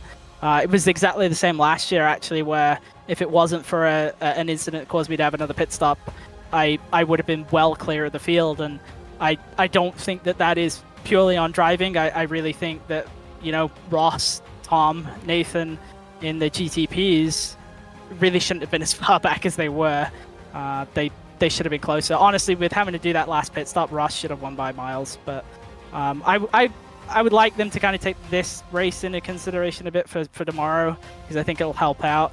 And the other thing I would like to see with the Predator format is, instead of having these different penalties for different regions and races, it should really go off of the fastest times for each class, because it should BOP the classes, right? Not really the drivers in each race. At least that's kind of how I see it. But it is a fun format. Mate, finally, the floor is all yours to thank the sponsors that make it possible for you, or any other shout-outs you'd like to give on. Oh, yeah, I'd like to give a shout-out to all the guys on Mega. So that would be Tom Abramitis, Christian Abade, Brent Foster, and then unfortunately Austin Peterson. He got DC'd, so he didn't get a result again. And it's really unfortunate for him, because he always shows really good pace in practice and everything. And he's just been extremely unlucky the past year, and was on for a good result, and his internet dropped out, so that really sucked for him. Oh, and Matt Holden for doing a wicked paint for me as always. I kind of gave him a little bit of a hurry up to do this one for me for tonight, and he was very helpful this afternoon. So I really appreciate that. To Mike for obviously hosting the league. League has kind of really gone from strength to strength. I really think that this season's field is probably the most competitive it's been in a while. Certainly the past maybe 2-3 years. So I'm really excited to see how it goes throughout. And to you guys for broadcasting. I know these events can get pretty long, so I appreciate you guys covering it for us pretty late on a Saturday night. Appreciate it, Christian. Thank you for your time, and we'll see you again next time out. Thanks. Oh, there we go. That's going to bring proceedings to an end for round 1 of the Majors Series. But hey, we have got a full season coming up this year. Next time is the Intimidator format at the Daytona 500. We've got it happening at 11:45 a.m. AEDT on the 4th of February. And that's going to be 7:45 Eastern Time if you're in the United States. Do the time conversion as you will. Make sure to stay with us there, and we will be bringing you the full Majors season here on SimSpeed TV in 2024. Big thanks, Scott and Lynn, for carrying the broadcast until I could jump in. And man, this was a fun format. Lynn, your final thoughts? You never know what's going to happen with the Predator race. Obviously, the GT3 is going to be the king of the jungle this time, but you never know for next time. And especially with a super speedway upcoming, that's going to change the whole nature of the game right there. Yeah, that it is. And Scott, we've got a brilliant schedule coming up, as we said at the top of the show. It's going to be fantastic. We go to a classic race for the next round. I certainly hope it's just as exciting as this. Yeah, let's go from an attempted super speedway that didn't quite get there to the super speedway in terms of things. Different set of characteristics, different set of driver behaviors that are rewarded, different strengths and weaknesses right across the platform, but that's what makes the Majors unique, isn't it? I'm really enjoying today, and I can't wait to get to the Intimidator. That's going to wrap things up for us here on SimSpeed TV. Thanks so much, everybody, for tuning in across the course of this broadcast. I'm Reese Gardner. Lynn Kinchelow and Scott Rankin were with me in the comms box, and Jay Kennedy was handling production behind the scenes. Make sure to subscribe to us on YouTube. Also follow us on Twitch and Kick. Like us on Facebook as well. We stream on all 4 platforms. Goodbye for now, but certainly not forever.